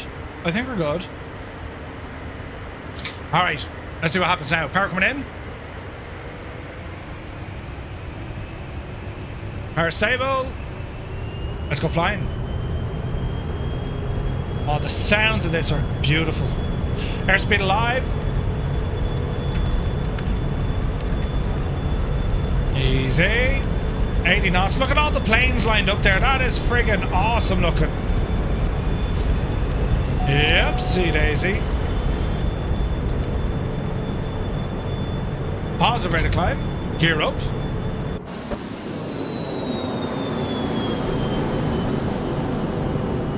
Hey, the Limbics is here. Good to see you. Which is better for ATC, VATSIM or say intentions? Gene, oh Jesus, don't stall. So VATSIM is real controllers, humans. Say intentions is AI. Say intentions, I think is incredible. It's worth its weight in gold if you want an ATC experience and there's no VATSIM online. But say intentions, it's far more than that of just ATC. I mean, there's a lot more going on with it. You have things like SkyOps, you have Skynet, there's so many things. Okay, watch your speed. Autopilot. FMS is engaged. We might just keep it on heading here for the minute.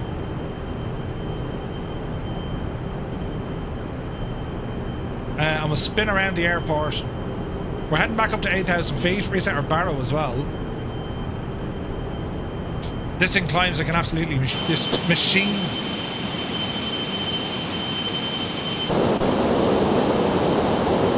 Looking good, guys. Looking good. Okay, speed is looking good as we climb. I'm just going to circle around, give everyone the chance to get airborne. And as we're doing this, lads... Trim. That's okay. Our trim is alright, but you could be talking about rudder trim. Tour guide, checklist, Air Care Alliance. Yeah. The list of things with say intentions is nuts. There's lots. But yeah, the Limbics, this is a superb aircraft. And even those who probably didn't think, business jets were their thing, this thing is just awesome. It really is. It's easy to jump in, and then there's a bit of a curve to learn all the systems properly without, exploding things. But I love it, man. I'm absolutely loving it. So, quick look here. Time is okay. Bring up this guy. Jays, I never use Winglink. We'll think of that the next day. And, well, we'll get another head count, lads. So, Xbox and PlayStation pilots, it's number 1. If you're on the PC, press 2. For our groupie flight with Say Intentions, it's 3. And if you're looking forward to the weekend already, because it's only Monday, well, sure, you can press number 4. Ooh! I mean, look at the state of that.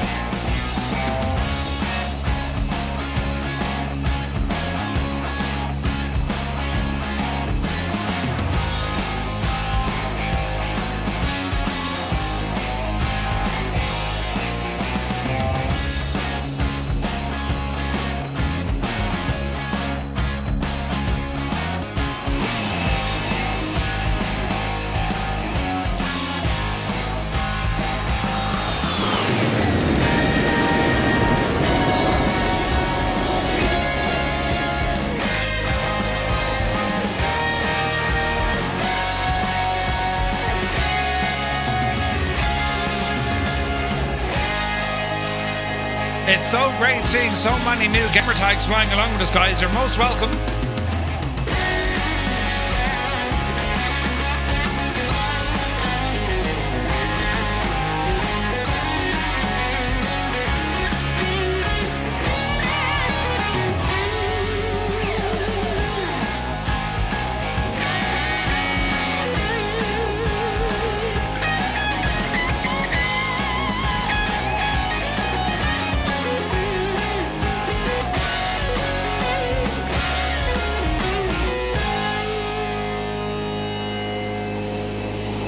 Isn't it only gorgeous? Leonardo da Vinci, good to see you, buddy. You're very welcome aboard. Fraudhammer, good evening.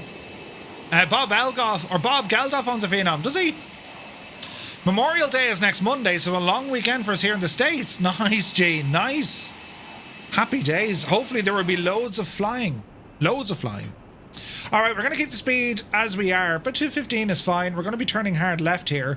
We'll rearm our FMS mode. So our plan now is to turn left and intercept the that magenta line that we're after, right? So you can see here in our systems, our turn, where it should lean us up. And so far, everything with the aircraft is fine. No warnings. Everything's doing exactly what it should. Yeah, the air conditioning's a bit slow to cool us down, but it is what it is. We'll go manual. And this should definitely start cooling us down now. We want, we're nearly there, we're like another couple of degrees. We want 15 degrees, which is going to be cold, but sure, listen, it should be fine, right? All right, another left turn, just correct this course now, and this should put us bang on that magenta line. Murph, I assume you have enough fuel. Yes, Malky, but thanks for asking. Fuel on board, just under 4 tons. Fuel flow is about 262 per hour per engine, so right, 500 and odd per hour. So we got about what, 4 hours? But yes, it's amazing. Yeah, Super Typhon and Keane Lafford extremely fast at counting the chat. Cy120, yes, it is there. Do a search for FS Reborn. You should find it there, buddy. You should find it there. All right, we continue on. A couple of more notes for you, lads. Try not to bore you too much. The other tracking station I wanted to talk about was the one over at Carnarvon in Western Australia. It handled the telemetry and communications associated with the command module orbiting above the moon. So while Armstrong and Aldrin descended in the Eagle, Michael Collins remained alone in the lunar orbit aboard Columbia. Carnarvon helped maintain communications and systems tracking for this portion of the mission. I'd like to have a look to see what Carnarvon looks like. Here's Carnarvon. So again, I mean, you're just talking kind of rural Australia with these incredible tracking stations built. Mad, isn't it? All the way over there. It's out Perth neck of the woods, look. Isn't it incredible? The tracking station was used to support the Skylab project. The main building was then used by Radio Australia, which was looking for a home after Cyclone Tracy. Jesus. Solar scientific research originally carried out at this station is now carried out on an adjacent site, which hosts a node of the Birmingham Solar Oscillations Network. So you can imagine Parkes is quite unique because they were able to just keep upgrading it. It was a massive facility, you know, and Canberra still does it as well. So the myth, if you ever watched the movie The Dish, the 2000 film The Dish helped introduce millions of people to Australia's role in Apollo, but it kind of simplified and dramatised the real story. The movie makes Parkes appear to be the sole hero of the station, or the sole hero station of Apollo 11, but in reality, Honeysuckle carried the first moonwalk images, Parkes later provided the clearest picture, and multiple stations worked together simultaneously. Alright? So the global network that NASA built, the Apollo Communications Network, was one of the largest and most sophisticated technological systems ever built in peacetime. NASA essentially created a planetary communications web. At the centre of this was the Deep Space Network, right? And if you go to the NASA website, you'll see where it has scan. And this is, to this very day, this same network exists. You have the Near Space Network, and then we have the Deep Space Network.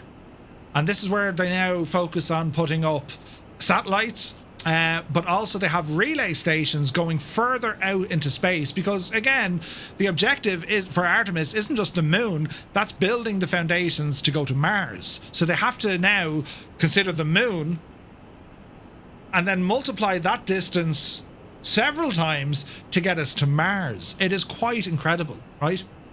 So the Deep Space Network backbone consisted of three major complexes: Goldstone in California, Madrid, Spain, and Canberra in Australia. The stations were deliberately positioned roughly 120 degrees apart around Earth. It meant that when the Earth rotated, at least one major station would always have visibility of the moon. Often two stations would see a spacecraft simultaneously, creating overlap and redundancy. Goldstone handled much of the Western Hemisphere, Madrid covered Europe, Africa and parts of the Atlantic, and Canberra handled the Pacific and much of the Eastern Hemisphere. Other stations existed: Madagascar, Hawaii, the Pacific Islands, we know Australia, Mexico, then we had stations in Florida, Texas, Spain was mentioned as well. And then they used ships. Ships were stationed in remote ocean areas where land coverage didn't exist. The vessels carried tracking antennas capable of relaying telemetry and communications back to Mission Control. And all of the Mission Control, of course, was housed at Houston. We're going to learn all about that next week. Right? Driver, thanks for that, buddy. Yeah, I'll have a look. The entire system operated in real time. Voice transmissions, biomedical data, spacecraft telemetry, nav updates, and even television signals. Mission Control engineers could monitor all of these things in real time. And without it, it just wouldn't have worked, lads. It just wouldn't have worked, right? So, again, you've a lot of stuff on NASA's home website because, well, it's NASA, right? Whoa, we just got a massive raid. Chewy's in the house. Chewy, a very good evening to you. Hope you're well. Congratulations on your massive stream today, buddy. Welcome in, Raiders. You join us here. We're in the Phenom. We're doing a flight here in Australia with the Phenom.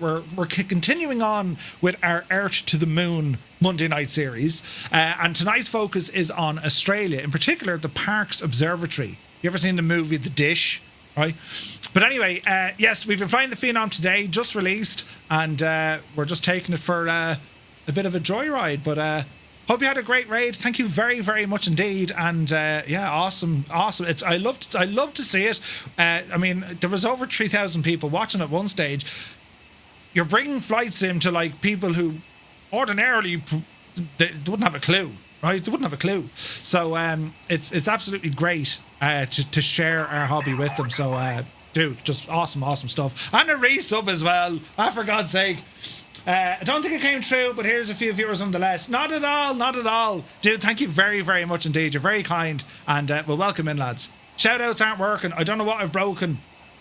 Although I did read something that I think Stream Elements are on the way out. Oh, I don't know, Muse. I probably broke something, but welcome in. So yes, we're here in the Phenom. We're flying it relatively calmly. Everything's manual at the moment in terms of speed and altitude because we want to kind of see out the window. And with the aircraft as well, we've damage on, all that jazz is there. We've done one landing thus far. I haven't gone for passengers this evening. We did yesterday. They were happy until they weren't. And if we have a look around the cabin, we haven't caused much problems with pillows falling around. Well, that one fell. The pillows and all this jazz react to how you fly the aircraft. It's pretty mad. It's one of many features with this aircraft. So I do hope if you guys have it, you're enjoying it. There's a lot going on, and that's before we get into the FBO setup. It's incredible stuff. Briggsy, yeah, buddy, you can send it on Discord. We won't get links on the chat here, but yeah, dude, I'd love to have a look at that, man. So yeah, I hope you guys are all keeping well. Britain is here. Good to see you, buddy. Yeah. Looking forward to seeing you. Right. Anyway, was over here. Oh yeah. So, the Apollo communication represented one of the greatest telecommunications achievements in history. The system used was called Unified S-band. So what we've done each week, we've covered a different chapter of the story. We've 7 chapters or 7 episodes in this series. We've gone from how the engineers behind the V2 rocket, Wernher von Braun, right? Operation Paperclip, how the Americans went in and took all these German engineers, and then the Soviets went in and they took the other half, right? Of how then the development and the race for space became a thing. Our second episode focused on the astronauts, the training, what was involved, their selection, the secrecy around it. Our third episode focused on the engineering. It brought us to Alabama and Mississippi, and we looked at where they built and tested those Saturn V rockets, amongst other equipment. Tonight, it's all about the global support. Other countries that were involved, because apart from getting your astronauts, apart from building the spacecraft, apart from figuring out that you're going to the moon, one of the biggest challenges NASA had was, well, how can we communicate with this? They learned quickly during Mercury and Gemini that, there was black spots, and that's even in like a close Earth orbit. What happens when you send a craft 400,000 kilometers away and the Earth is rotating once every 24 hours? How do we keep our eye on them? That was the problem that they had. They needed telemetry, they needed communication, they also needed TV signals, which when you think about it, TV in the 1960s, right? So these are all massive challenges for them. So to help kind of overcome all of this, they built stations throughout the world. One of the most famous, of course, being Parkes Observatory in New South Wales. You also Goldstone. We also have Canberra, Madrid, and they also even put vessels out into the sea for any kind of potential black spots, and they all had receivers on board as well, and they all communicated directly back to mission control in Houston, right? So before Apollo, separate systems were used for voice, for tracking, telemetry and command. Apollo combined everything into one integrated communications architecture, and we talk about the S-band or unified S-band, right? So we have one here from General Dynamics on their website, and they have a lot of information here. When Neil Armstrong and Buzz Aldrin stepped onto the moon in 1969, an S-band transponder designed and built by General Dynamics was the only communications link the Apollo 11 astronauts had to NASA's mission control and millions of people watching on Earth.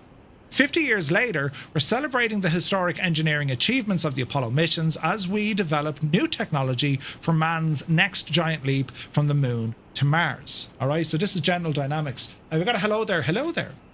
So, developing the S-band transponder. The Apollo missions were incredibly complex, with multiple space vehicles performing intricate maneuvers in deep space, which required accurate tracking at extreme distances. The equipment had to be designed to withstand the extreme cold, heat, radiation they'd experienced. They also needed to transmit more data than any previous mission, including TV and video. Hundreds of employees at Scottsdale, Arizona began delivering the unified S-band transponder in 1962. It was a new system that would accurately track the Apollo spacecraft, transmit and receive telemetry, communicate between ground stations and the spacecraft, and provide the link for the historic broadcast from the surface of the moon. The formal contract was awarded in 1963 to Motorola's Government Electronics Division, a legacy company of General Dynamics. All components produced by the Scottsdale employees, pictured left, were equipped in the Apollo spacecraft. We had the command module with a unified S-band transponder, an uplink data unit. Inside the lunar module, they had another S-band transponder. On the third stage, they had an S-band communications transponder and also flight data and command receivers. The second stage rocket, flight data and command, and the first stage, flight data and command. So they built all of these components into all the various parts of that three-phase rocket, which is incredible. Once the spacecraft reached a distance of 30,000 miles from Earth, the astronauts completely relied on the unified S-band transponder to stay connected. The transponder was their only link to mission control and transmitted all voice and video communications. Spacecraft status, mission data, distance, even the astronauts' biomedical data, and emergency communications. In total, their engineers in Scottsdale developed 12 major pieces of electronic equipment for the Apollo and Saturn V rockets. Isn't that mad?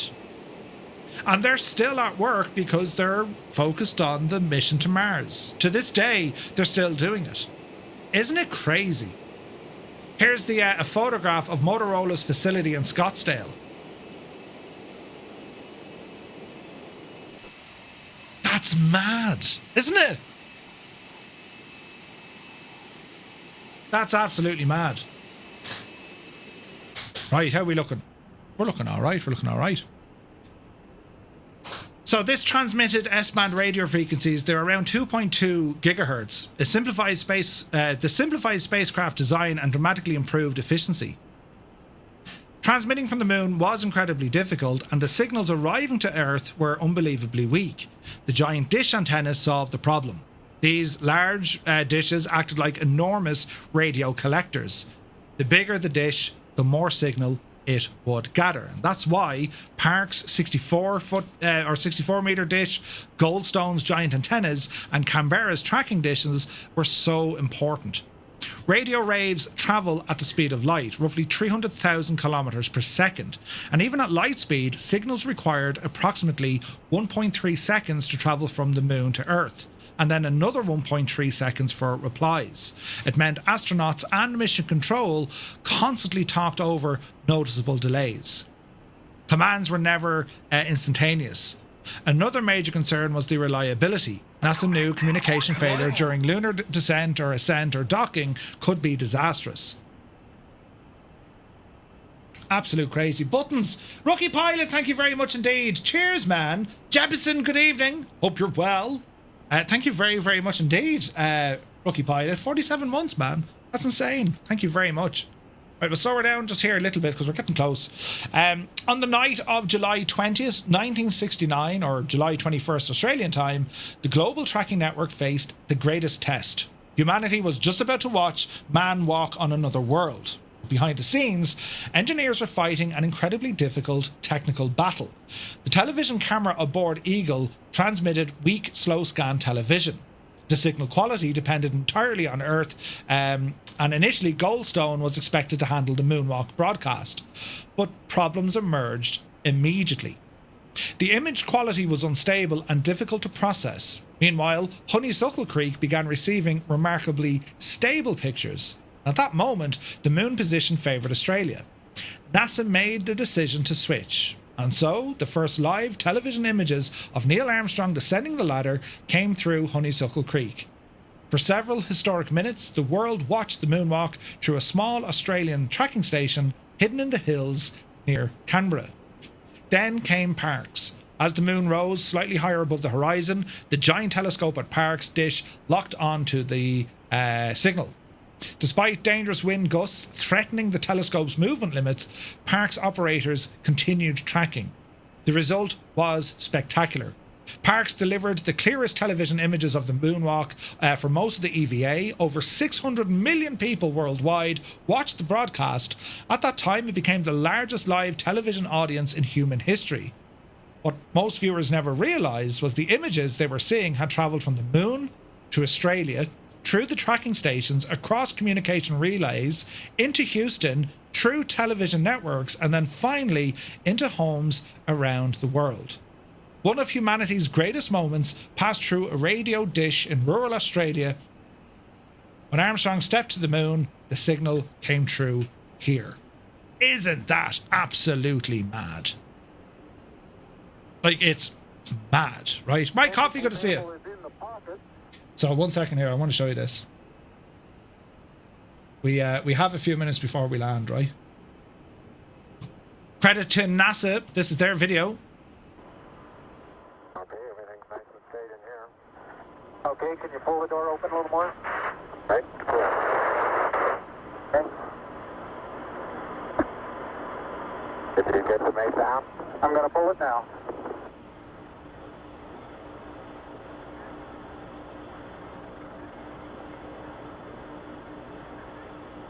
Houston, the Mesa came down, all right.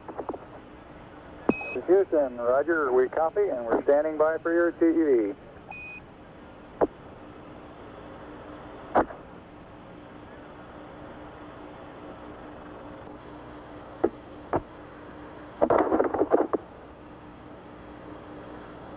Houston,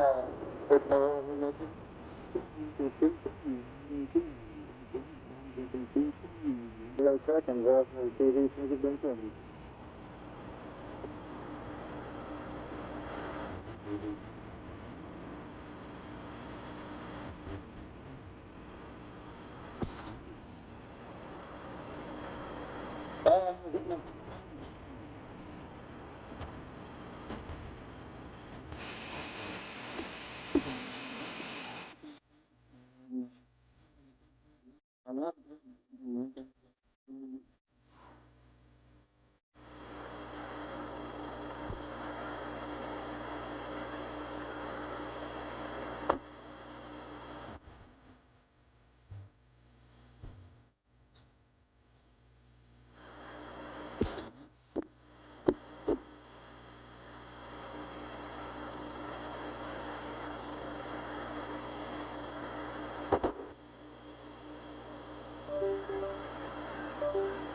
Okay, Neil, we continue coming down.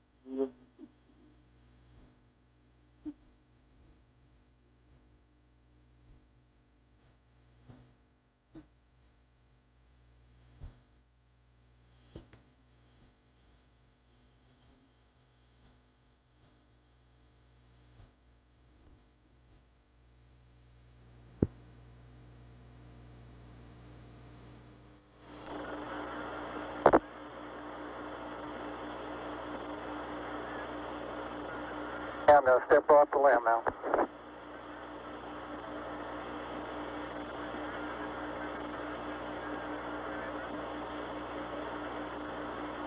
That's one small step for man, one giant leap for mankind.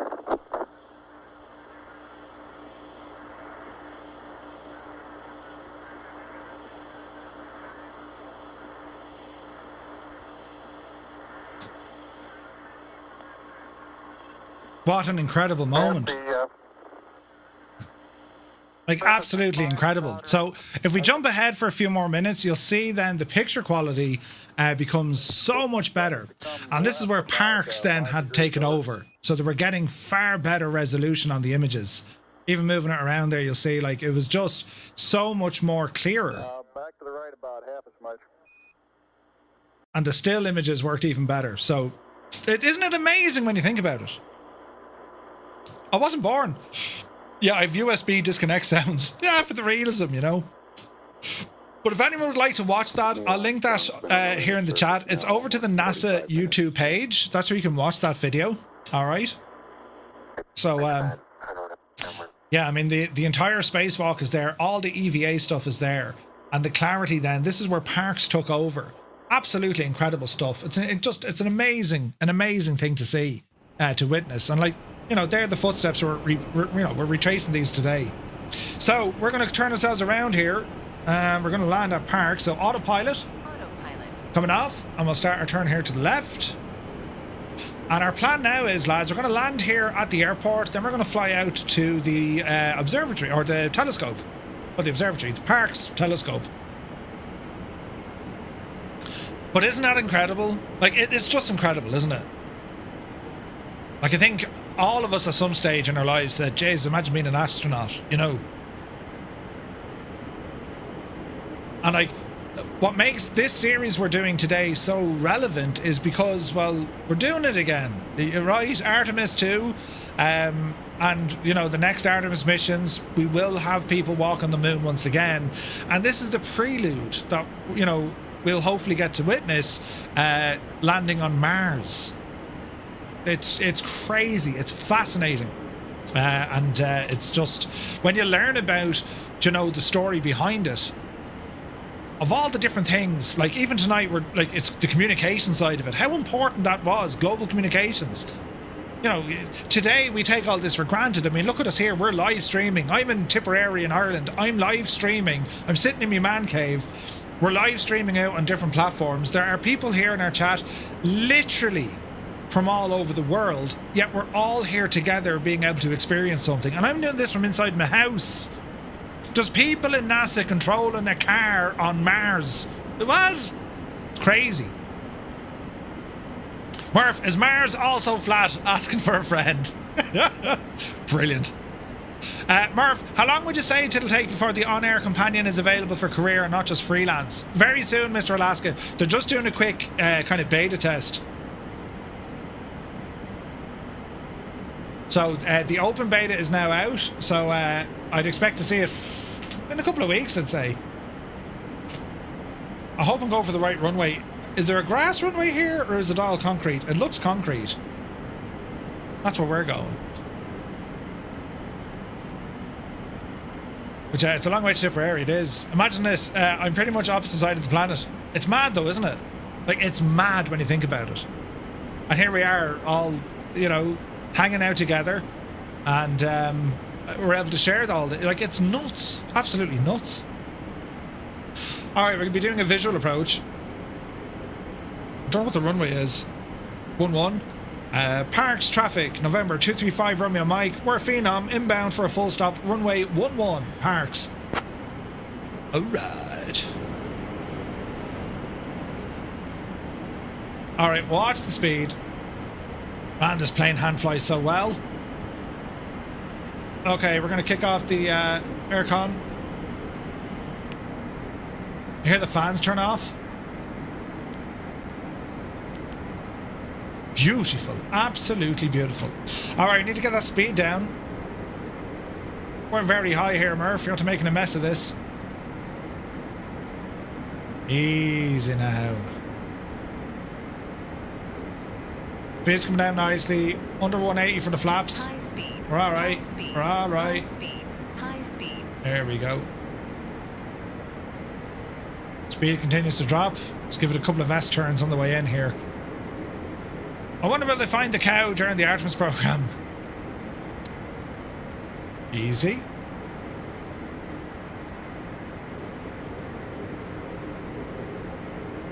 Alright, gear.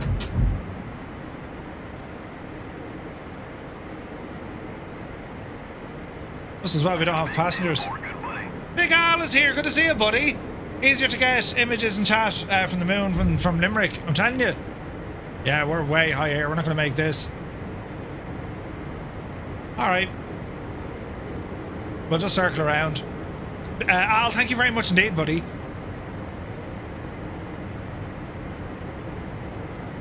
That's like an abysmal approach. Don't mind me, lads. It's totally sound. It's my first day in the job.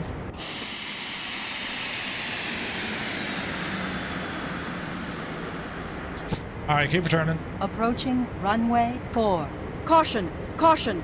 Dive like a 727. Only make it if you're in a wee T shuttle. Yeah. Alright, we'll fix this. Watch your speed though. Alright, flaps full. Keep your speed at around 140-ish.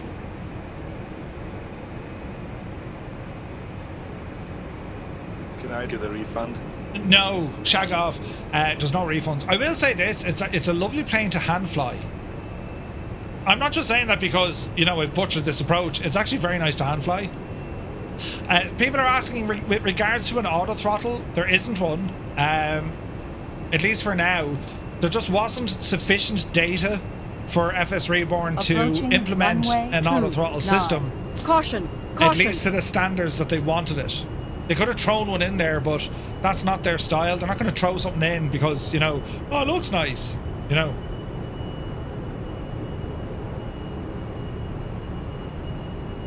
So anyone who's wondering for an auto throttle, they know people want it. I'm sure they'll get working on it, but they didn't have sufficient data for them to comfortably make it and say, yeah, we can stand by this. So that's where it's at. There's a runway. Keep it coming. One misconception, no one saw the moon landing live. It was shot using film camera. The moonwalk, however, was live. Ah. Oh, the moon landing. So that was relayed back a couple of minutes though, I'd say, wasn't it, Malky? Because when they landed, that was televised as well, wasn't it? Just Roy, take it easy, buddy. Have a very pleasant evening. We'll see you soon. Alright, speed. Starting to creep up on us. Easy now. There's a runway. Parkes, November 235, Romeo Mike. 5 mile final, runway 11, full stop. Parkes. Film had to wait until they got back to Earth. Really? Did I not see like TV footage Armstrong on the moon and landed and all this? Yeah, it was all fake anyway, Kane, yeah. Runway 11. Caution, caution. Yeah, they had a rest period when they landed. Yeah. Easy now. 500. 500. Watch your speed. You did. Watching some of it was live. The better stuff was filmed. Okay. 300. They had audio recording from NASA. Ah, okay. 200. Continue. 100. Alright, watch the flare. There's a flare. Easy now. That's a bit better. Watch the nose. Little bit of a dance in the rudder. There's decel. Alright, bit of manual braking. Flaps in. Alright, welcome to Parkes. And a plane flew right by. Yikes. Alright, how do we get out of this mess?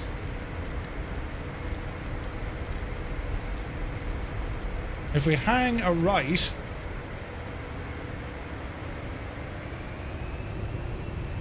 Alright.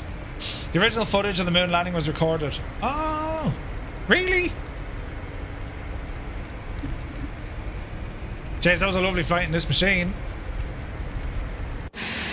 Oh, we got choppers with us already, man.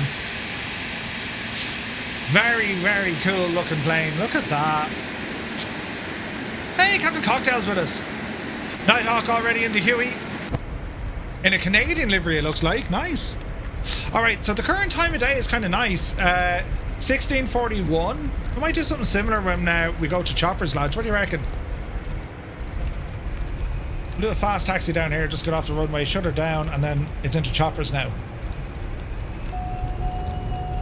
No takeoff. Flaps. Walter Cronkite watched it. Ooh, hey paparazzi, good to see you. Can't wait to set up the FBO. Wasn't the moon brought to you by Space Food Sticks? The old commercial. Paparazzi. So our video yesterday, if you're stuck, I forget the timestamp, but you can go in and look at me setting up the custom folders and all that jazz for the custom logo for your FBO if you'd like. Skelly is here. Good to see you. Welcome aboard. Alright, so we're going to head on out to the satellite, or the dish. I'm just trying to remember where it is, but we'll find it, sure. Need to learn a bit better though, says Muse. Great fun, great stuff from Raoul. Yeah, it was awesome. Whoa, another raid. Jesus, lads. Bananas. London Controller, Jamie, welcome in, buddy. Hope you had a great stream, man. And welcome in, Raiders. Lads, I hope you're keeping well. A very happy Monday to you. We're just finishing our Phenom flight, and you might say, oh, for God's sake. But I'll go through the L shutdown, and we're going to be flying a chopper. We're out checking out the Parkes Observatory here in Australia. Hello there. As we follow on with our Earth to the Moon story. Jamie is happy. Arsenal won today. Thank you very, very much indeed for the raid. Lads, great to see you again, and hope you had fun today. We're here in the Phenom, and we landed. We actually got a fairly decent landing, not gonna lie. So if you wanted to see this briefly, just give it 2 seconds. So we're on the ground here at, this is just a generic airport, right? So if you wanted to put in an FBO just for the crack of it, this is what you can do, right? So we're loaded here in the Phenom, and we're going to select this spot up here. We can put in a small little FBO or a massive one. Let's just put in a small one, just to show you what you can do here, right? Hello there.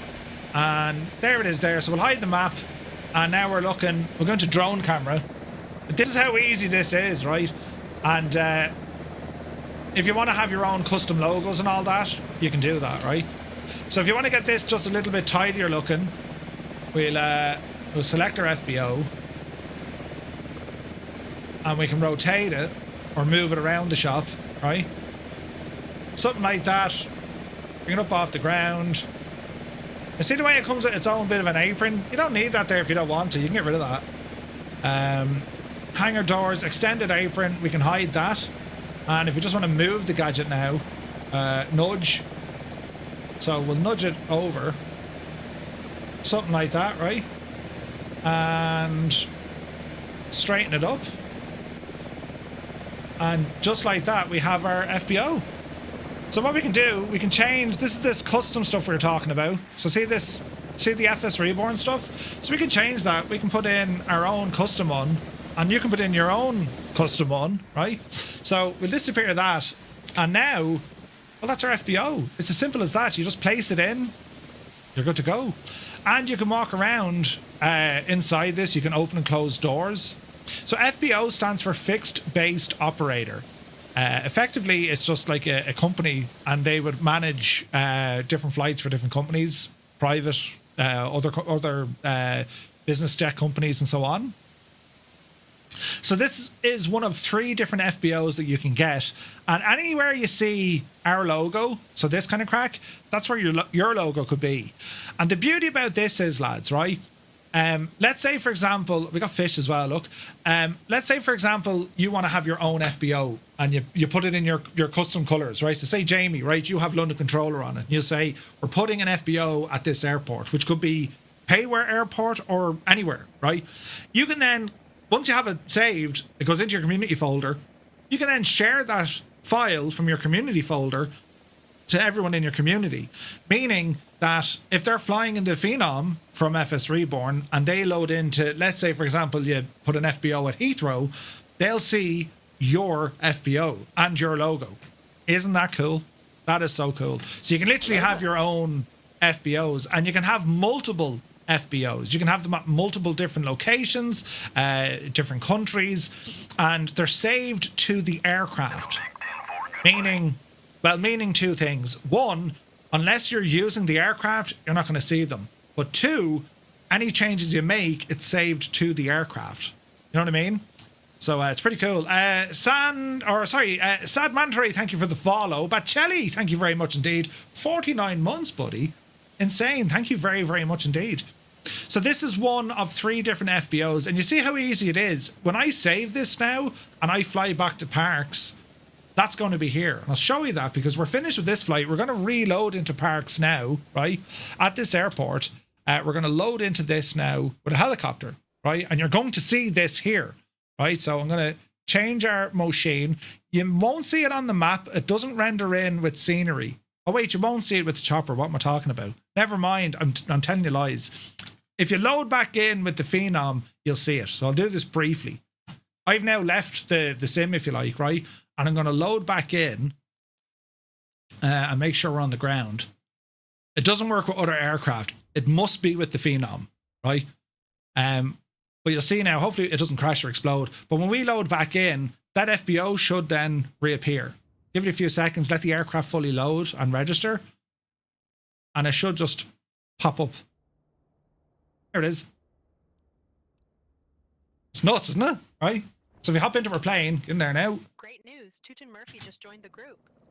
And there's our FBO. And as I said, like it only activates with the aircraft, right? But if I shared this file with folks in our community, right, and they pop it into their community folder, if they jump into their Phenom and they load into Parkes, they see this exactly as it is.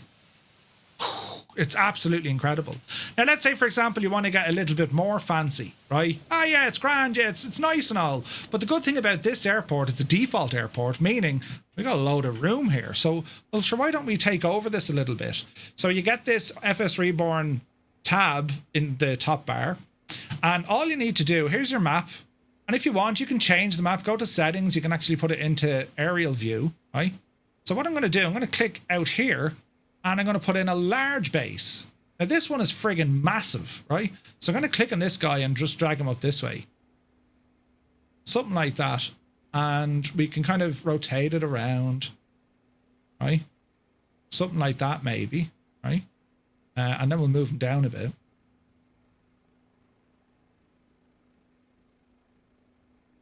And then over here, shall we put something else in? The aerolith is a big hangar. So we'll pop the hangar in there as well, right? And same story. You can turn the stuff around. So there it is, right? Now there's rocks and stuff in our way, so we can get over the rocks. We'll just increase our height. And for this mad looking devil here, we'll put him above the ground, right? Because he's a massive apron we can use. So I'm just going to leave those sit now for the moment. And again, because they're there, these will stay here. Anytime we want to, once we load in the Phenom, these FBOs stay here. And we can go back the road. We can take off in another country. And anywhere you see that Firefly Air or FS Reborn, that's where you can put in your logo. And the buildings aren't just kind of static, if you know what I mean. What we can do here is open our map again. So see this hangar that I've just built here. So I can say, well, the logo wants to be Firefly Air. Side logo, user, right? But check this out. I've just pressed a button to open the hangar doors. Now, it's hard to hear because there's jets taking off. But you can actually hear now the hangar doors opening. So you can control all of this. You know what I mean? Isn't it absolutely mad? And that's just one FBO. We can go down the road here to this larger one we've built. And we can adjust the height of it. We can adjust all these things so it actually fits the scenery perfect. We have tools to adjust the roll and the pitch and the bank, just in case the ground isn't level, right? Anywhere you see that logo, that's your logo. You can put that in yourself, right? It takes about 10 minutes to do the logo thingy, but once it's in, right? You can open and close all the doors, and then you can go in and explore all the details inside the FBO. This is the large FBO that we have here, right? And the detailing is absolutely class. It is absolutely class. So we can see here there's an FS Reborn. Well, we can change that. So we'll open up our facility. We'll click on our menu system, and we're going to say, well, look, give me my own logos, right? So anywhere you see a logo, you can put in your own. Airside canopy shown, landside canopy grand, extended apron, hangar doors, go ahead and open them. And it's literally anywhere you see Anywhere you see a logo, that becomes your logo.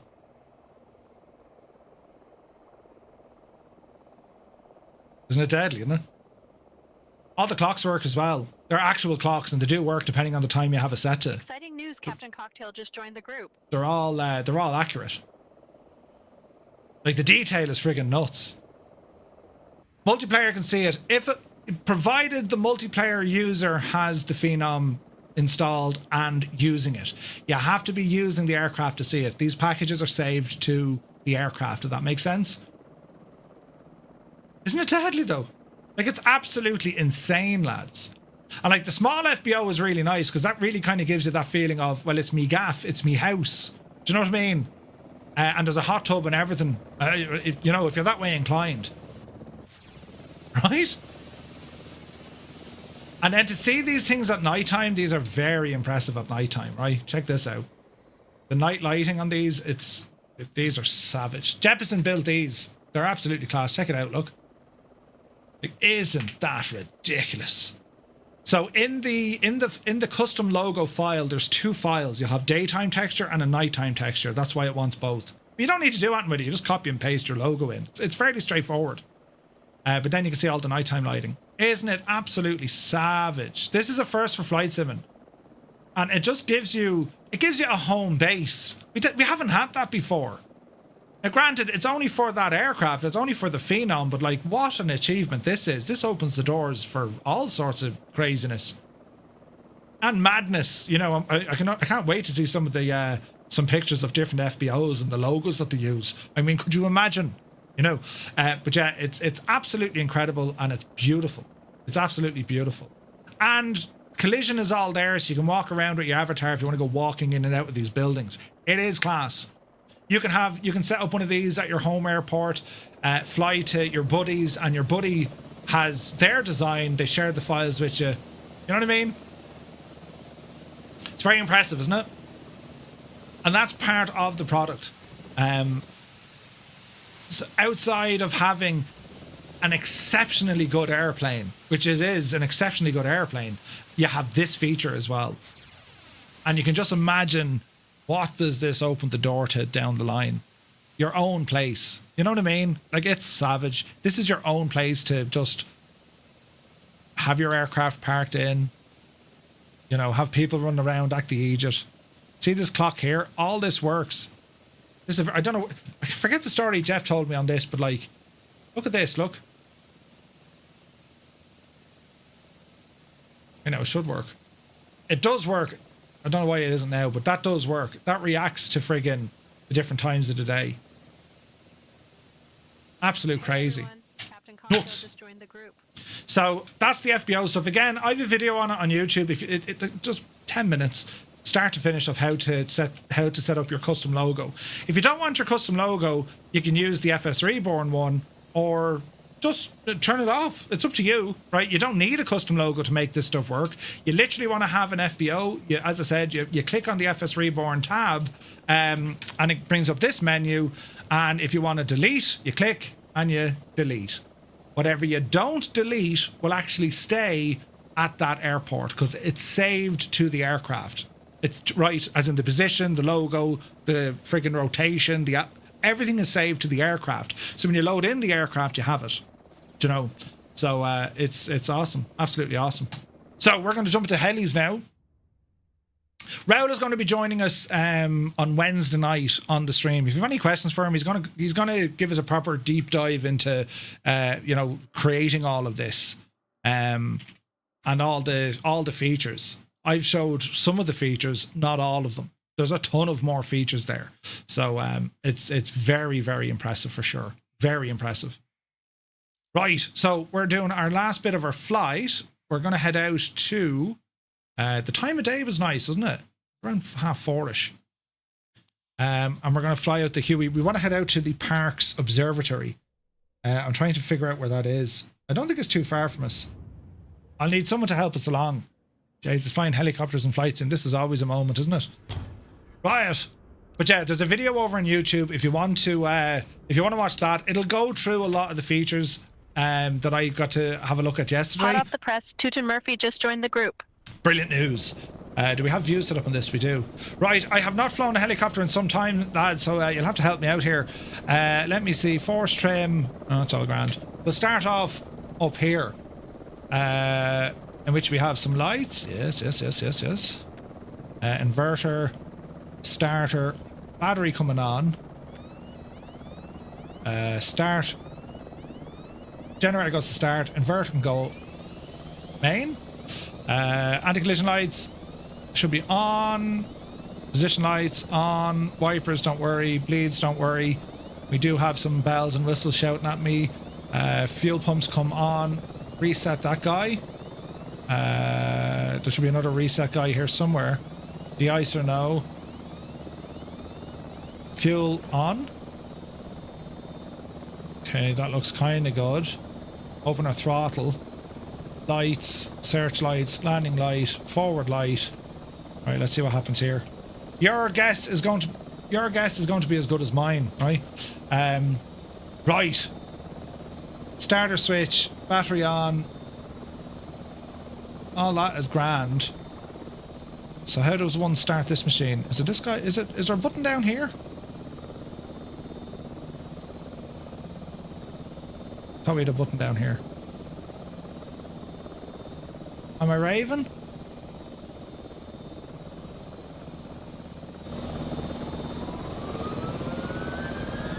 We had a button down there. Brilliant.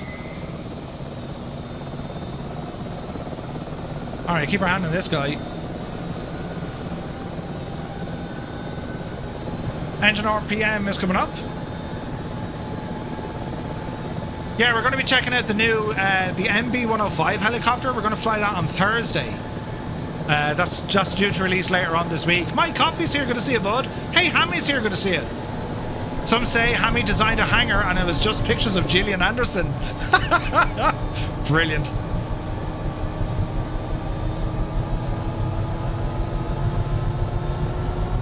Okay, machine.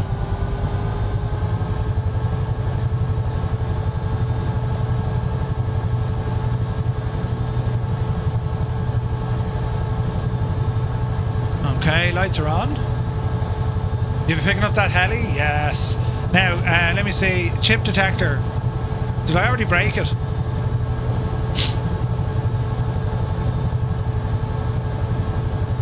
Jesus, I must have broke it. Come hither. Okay, wire cutters, yes. Antenna, why the devil not? Side armaments, why not? Engine bay, co-pilot. Enable shaking. Oh, that probably doesn't work with the other one. Tablet GPS, modern, no. Pedestal GPS, no. Repair the aircraft because I probably shagged it. Turn that guy off. And hopefully that fixed it. Yes, that fixed it. Okay, generator goes up. And I think we're good. Are we ready? Oh, Julia! So we're heading out to the Parkes Observatory, lads. This is going to be fun. Right.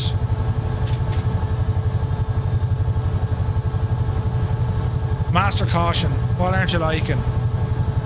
IFF. What's that? Identification friend or foe, isn't it? That's got to be radio or squawk. Receivers.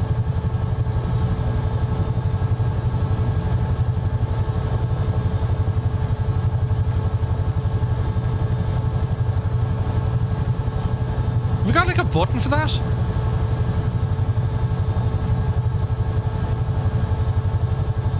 There we go. Right, it's in our squawk, yes. Okay.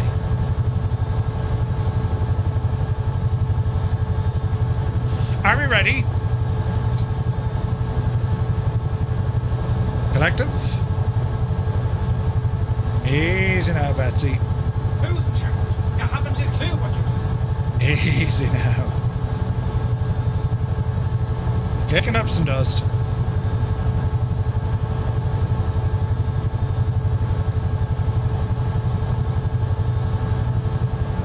There's a master caution light on. We'll figure that one out in a while, right?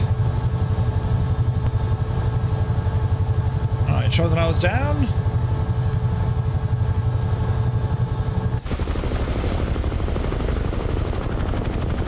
Oh Jesus, then the sounds. Do you hear the sounds? Have you ever heard anything like them at all?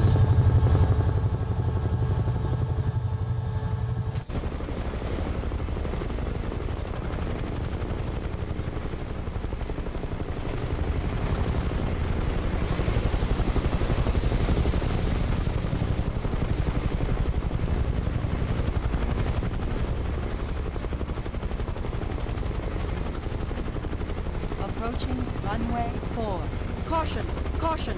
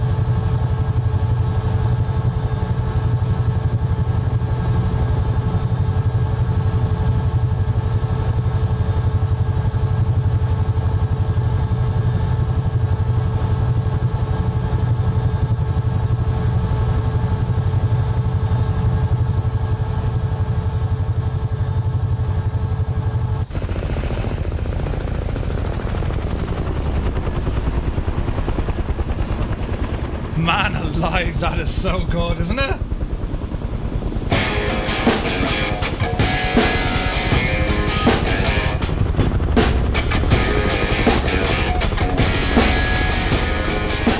Oh, heck yeah.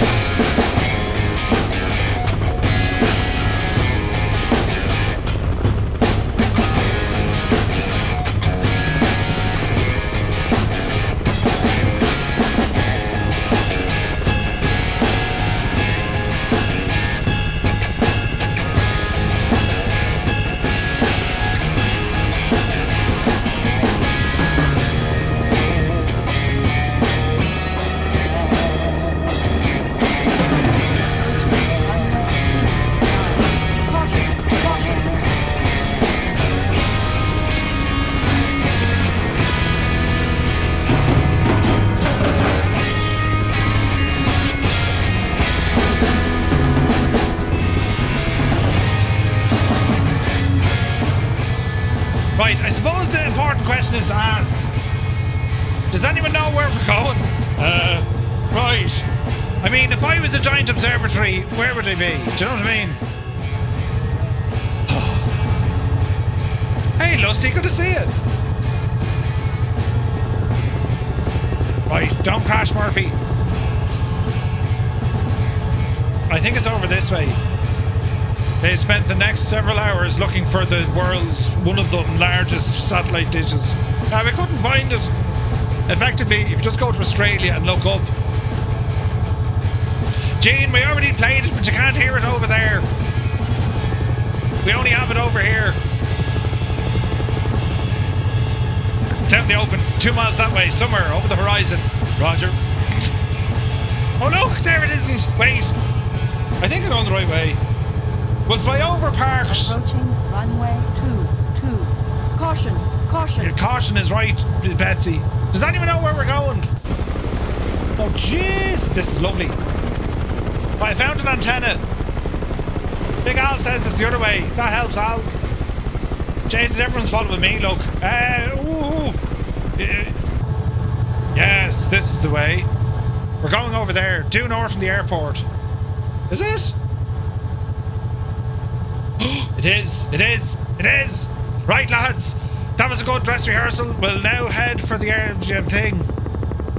Jeez, you hear the sounds. That's absolutely deadly. Jesus. That's savage, isn't it? Wouldn't the giant antenna be located in the land of the giants? Maybe. Gene, it's a terrible thing. Terrible. Big Al says follow Al. We'll follow Al. Don't lead us astray now, Al. Jeremy. How much is the Huey? Like, is it 25 or 30 quid? Vinyl Rabbit, I have not. 4. Caution, caution. But I'd love to. Right, we're going this way. Ah, brilliant. Jeez, look at her speed.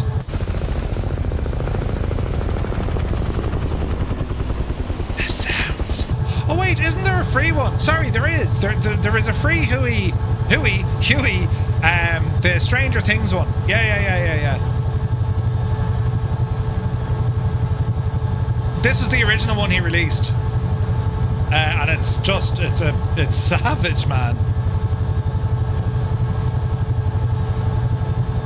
Right, we go this way. Al says follow this road. We'll follow the road, Al. It's not a pleasant ride, really? Did you ever see that movie? Was it Clear and Present Danger? Was that the one with Harrison Ford? Willem Dafoe? They go out to Colombia and he rents a Huey. Oh, what a movie. Wasn't that one Clear and Present Danger?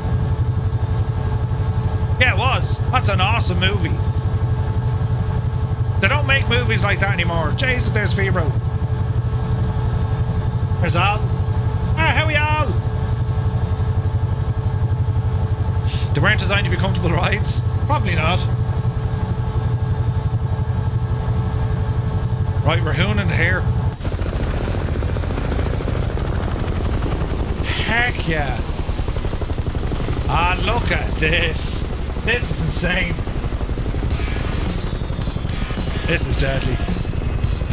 Anna Fuga.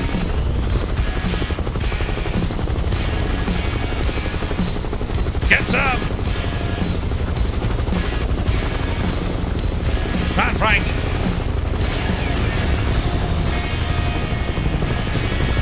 I can see the dish! It's way out in front of us.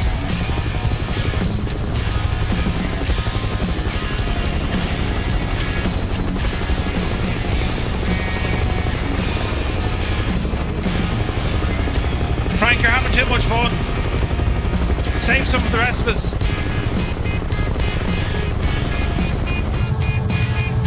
Alright. There's the dish ahead. Man, this chopper's so good. I haven't flown this in ages. Get ourselves trimmed out here so we can relax. Excellent. Our hula girl is doing the hula. Hey, we got an Alouette with us. Nice.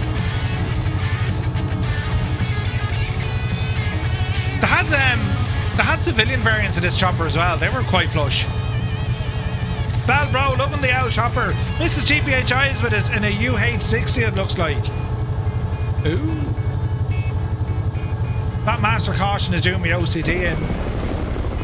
We'll figure it out when we get back to the airport. Look at that, lads. Jesus. Isn't that amazing? That is fantastic.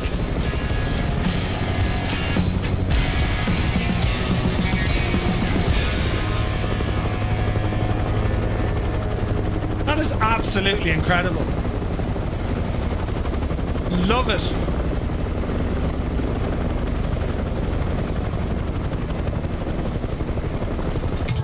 Dish of the day. There it is, lads. Where's the button I'm looking for? I need to find this. Wait now. Wait now. Buttons are being pressed.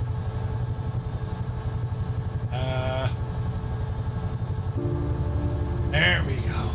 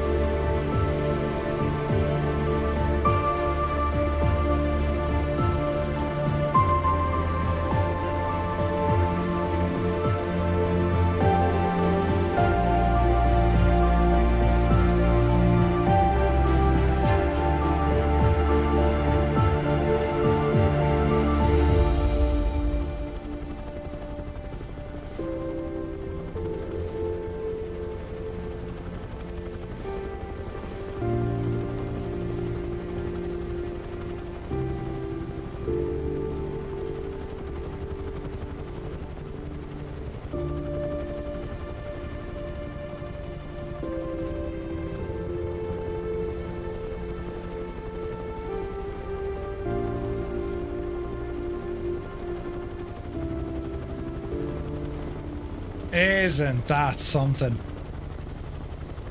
Man, that's cool. Who landed in the friggin' dish? For God's sake, they won't let us come back here free, bro. Jesus. Right, can we set this down? Oh, we can. Right, Murph, you're up. Easy. Easy. Mind the trees. Mind the building.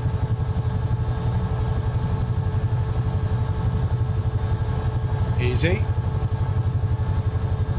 Easy.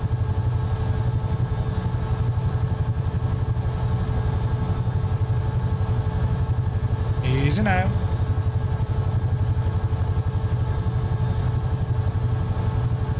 Gently does it. Gently does it. Alright, we're down. Right. There's always someone who lands on the dish. Ah, that's class looking, isn't it? So this was updated for the most recent Australia update. And I gotta say, it looks heaps better, doesn't it? So there's a movie I highly recommend you go watch, lads. It's called, funny enough, The Dish. And it was built in the middle of a sheep paddock. Crazy, right?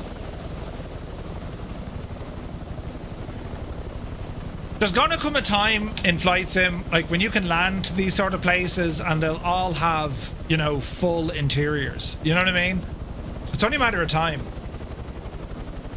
Like, wouldn't that be a great way to go exploring a lot of the POIs that, you know, you get a proper kind of visitor experience? Just like a digital museum sort of stuff. Wouldn't that be deadly, wouldn't it? That's awesome, man. So this dish, along with honeysuckle, this is the reason why we had those images from the walking on the moon by Neil Armstrong.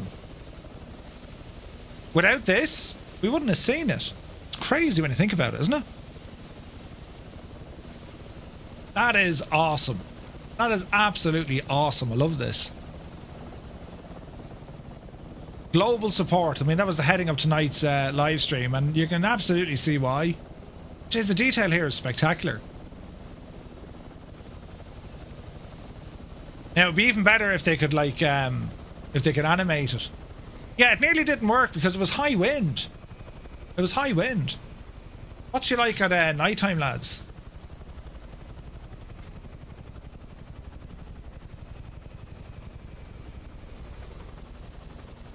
Really? There's no lights on it at all.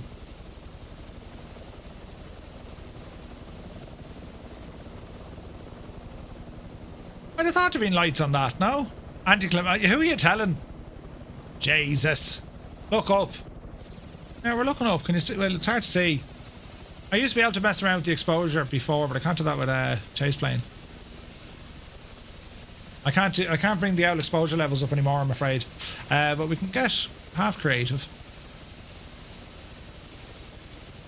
Sorta, nearly. That sort of vibe. But you gotta say, it doesn't look too bad, does it? Man, that's awesome. How friggin' cool is that? The noise of that shaggin' chopper, Jesus. Yeah, that's pretty impressive now, I gotta say. So that's the Parkes Observatory rather. And there's live time. That's how she looks like right now. Well, bar the weather. Yeah, that was that's fantastic, isn't it? Fantastic. They got like the visitor centre and all that there as well. That's pretty cool. There's other satellites or dishes in the vicinity as well. There's one there. And there was something else further on down the track. Yeah, there it is there. Has anyone ever been to this, lads? Anyone here in the chat? Have you been to Parkes Observatory? It was built in the middle of a sheep paddock. Do we even have sheep here? We do! We shag all of them, but we've sheep. Meh. Her name is Barbara. 98 Vulcan, you've been here several times? No way, man. That's awesome. Jeez, it's brilliant what you can do in the sim, isn't it?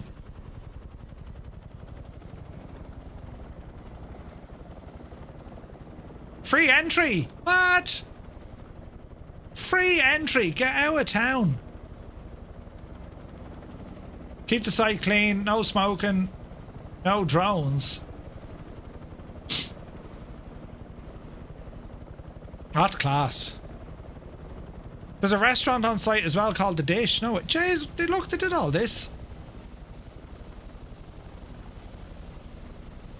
Oh, wouldn't it be amazing to be able to get in and walk around in that?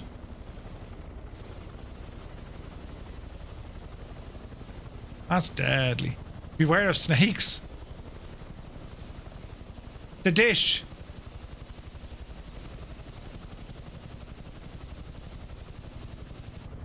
Yeah, there should be lights in it. I mean, looking at the picture there should be lights on it, look. Need to get the lawnmower out.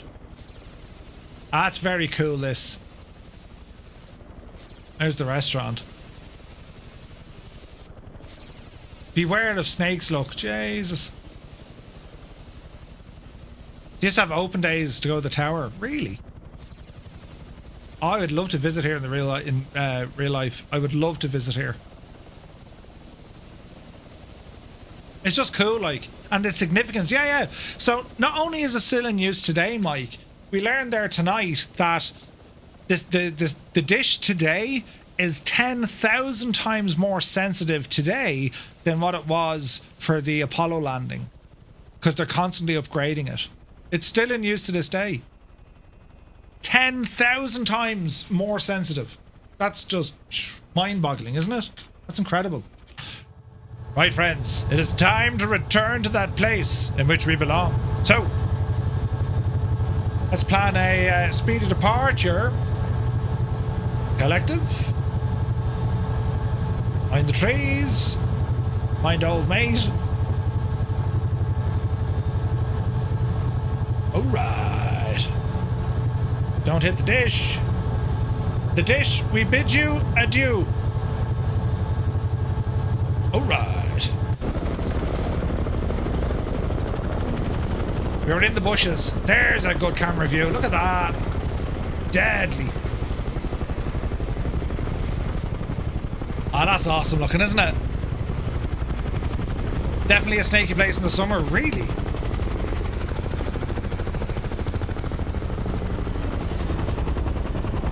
Ah, that's just fantastic. Absolutely fantastic. Right, back to the airport we go. Paul Newman, did you fly past the Three Sisters, Murph? The Three Sisters, where are they? They're out with the coast, Paul, aren't they?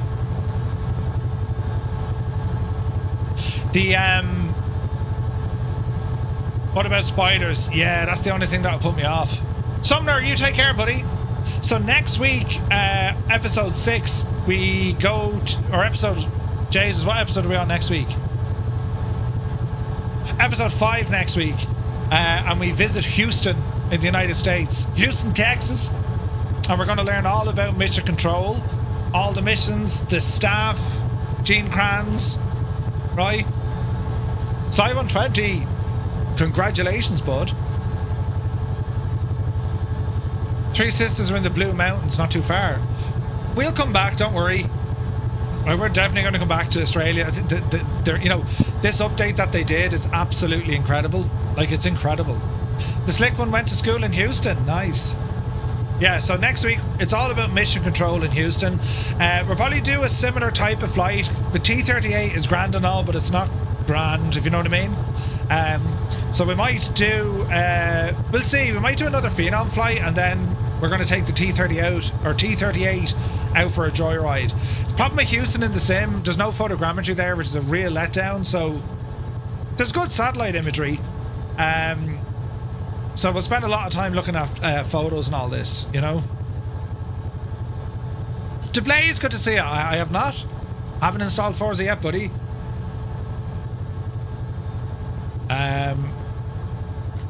It's on the list of things to do, though. Definitely.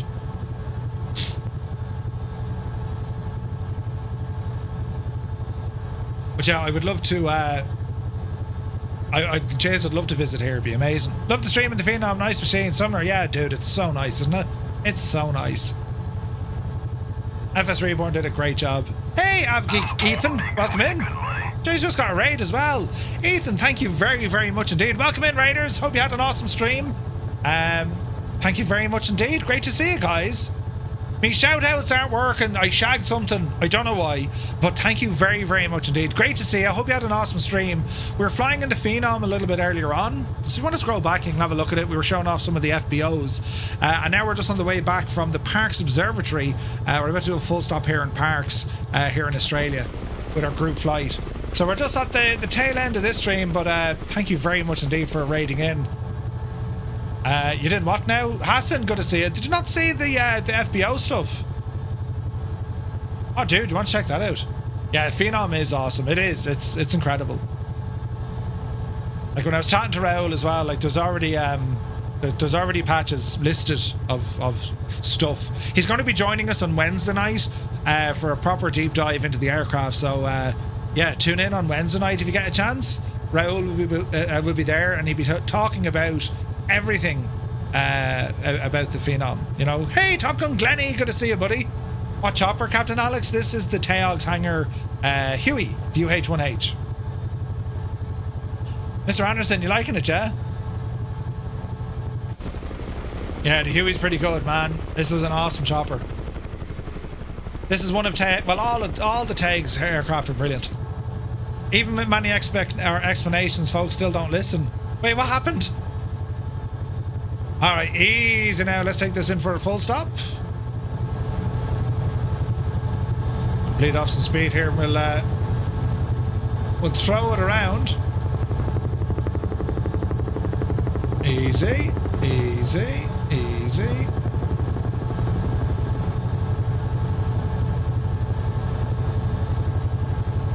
Alright.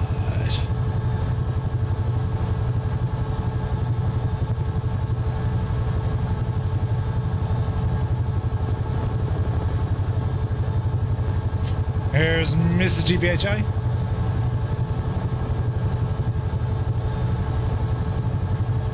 Easy does it.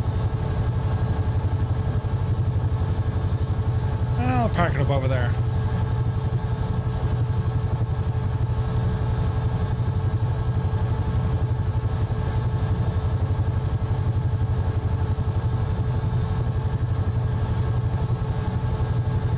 Anti-torque pedals doing what we need them to do.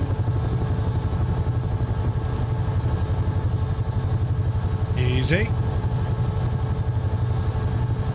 That'll do her. Alright. Beautiful.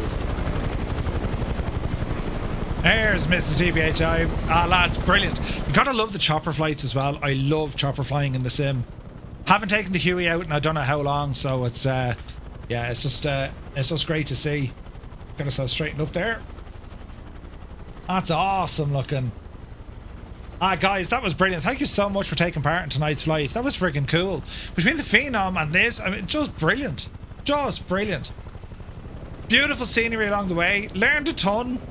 And yeah, that was so much fun. We were raided left, right and centre tonight as well. Amazing support from our fellow flight simmers. Very much appreciated, guys. Thanks a million. And if you're still here from any of the raids, well, you're very welcome aboard. We're back tomorrow. Tomorrow night we're going to be taking a 737-800, the new high detail update. We're going to be flying that from San Francisco up to Payne Field. We're going to be flying with Say Intentions. Brian from Say Intentions will be joining us just as we get into cruise. He's going to be talking about a new feature being worked on, and also just what's going on in general with Say Intentions. They've been very, very busy, and of course we're excited to hear more about FS Expo. Then on Wednesday we have the news. Raoul from FS Reborn will be joining us. It's a full deep dive on the aircraft. Thursday we have a double header. We're going to be flying the MB-105, which is the new aircraft upcoming from Miltech on Thursday daytime. Thursday night we have a VATSIM flight, which we're going to fly the Phenom for our first VATSIM flight. And then on Friday night we have another group flight coming up, and that's in the Just Flight Turbo Arrow, which I'm very much looking forward to as well. But guys, thank you so much for your company. This was an amazing stream. The aircraft selection, the scenery, and just hanging out in general, lads. These are absolutely brilliant. So thank you very, very much indeed. We're back to you tomorrow at 1900 Zulu. Until then, we'll be over on our Discord. If you want to ramble over, say hello. So yeah, the BO105. Yeah, Mr. TPHI will love that. You can go inverted in that. Do you know what I mean? So yeah, loads of fun. So massive shout out to Muse, Gibbo and to Scott as well, keeping us all safe and happy here in the background, and for everyone for tuning in. All the raids as well, lads, I very much appreciate it. And we're a small, generally speaking, we're a small niche within the niche of this hobby. So it's always great to see. We just have so many awesome content creators. Honestly, like, it's just it boggles the mind, the quality that we have in what is a very small kind of niche kind of genre, right? And everyone's friendly, and it's just amazing. So thank you all so very much. We'll see you tomorrow 1900 Zulu. I have to put out the bins and then go lie down. So until then, have a lovely evening. See you tomorrow.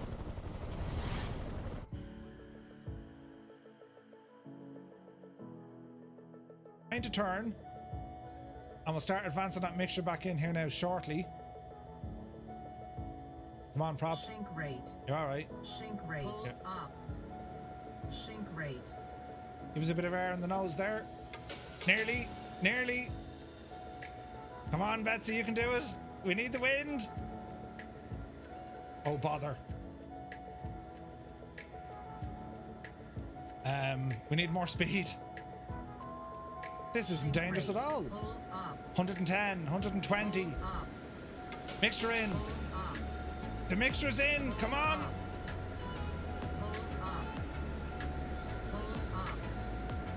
She doesn't want to play. She nearly got there.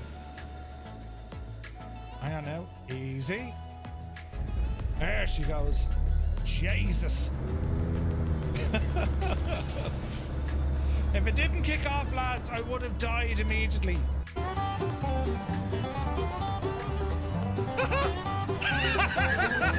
Did you see what happened to Manny Lowson?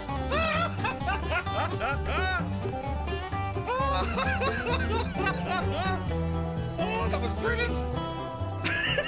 Did you see him?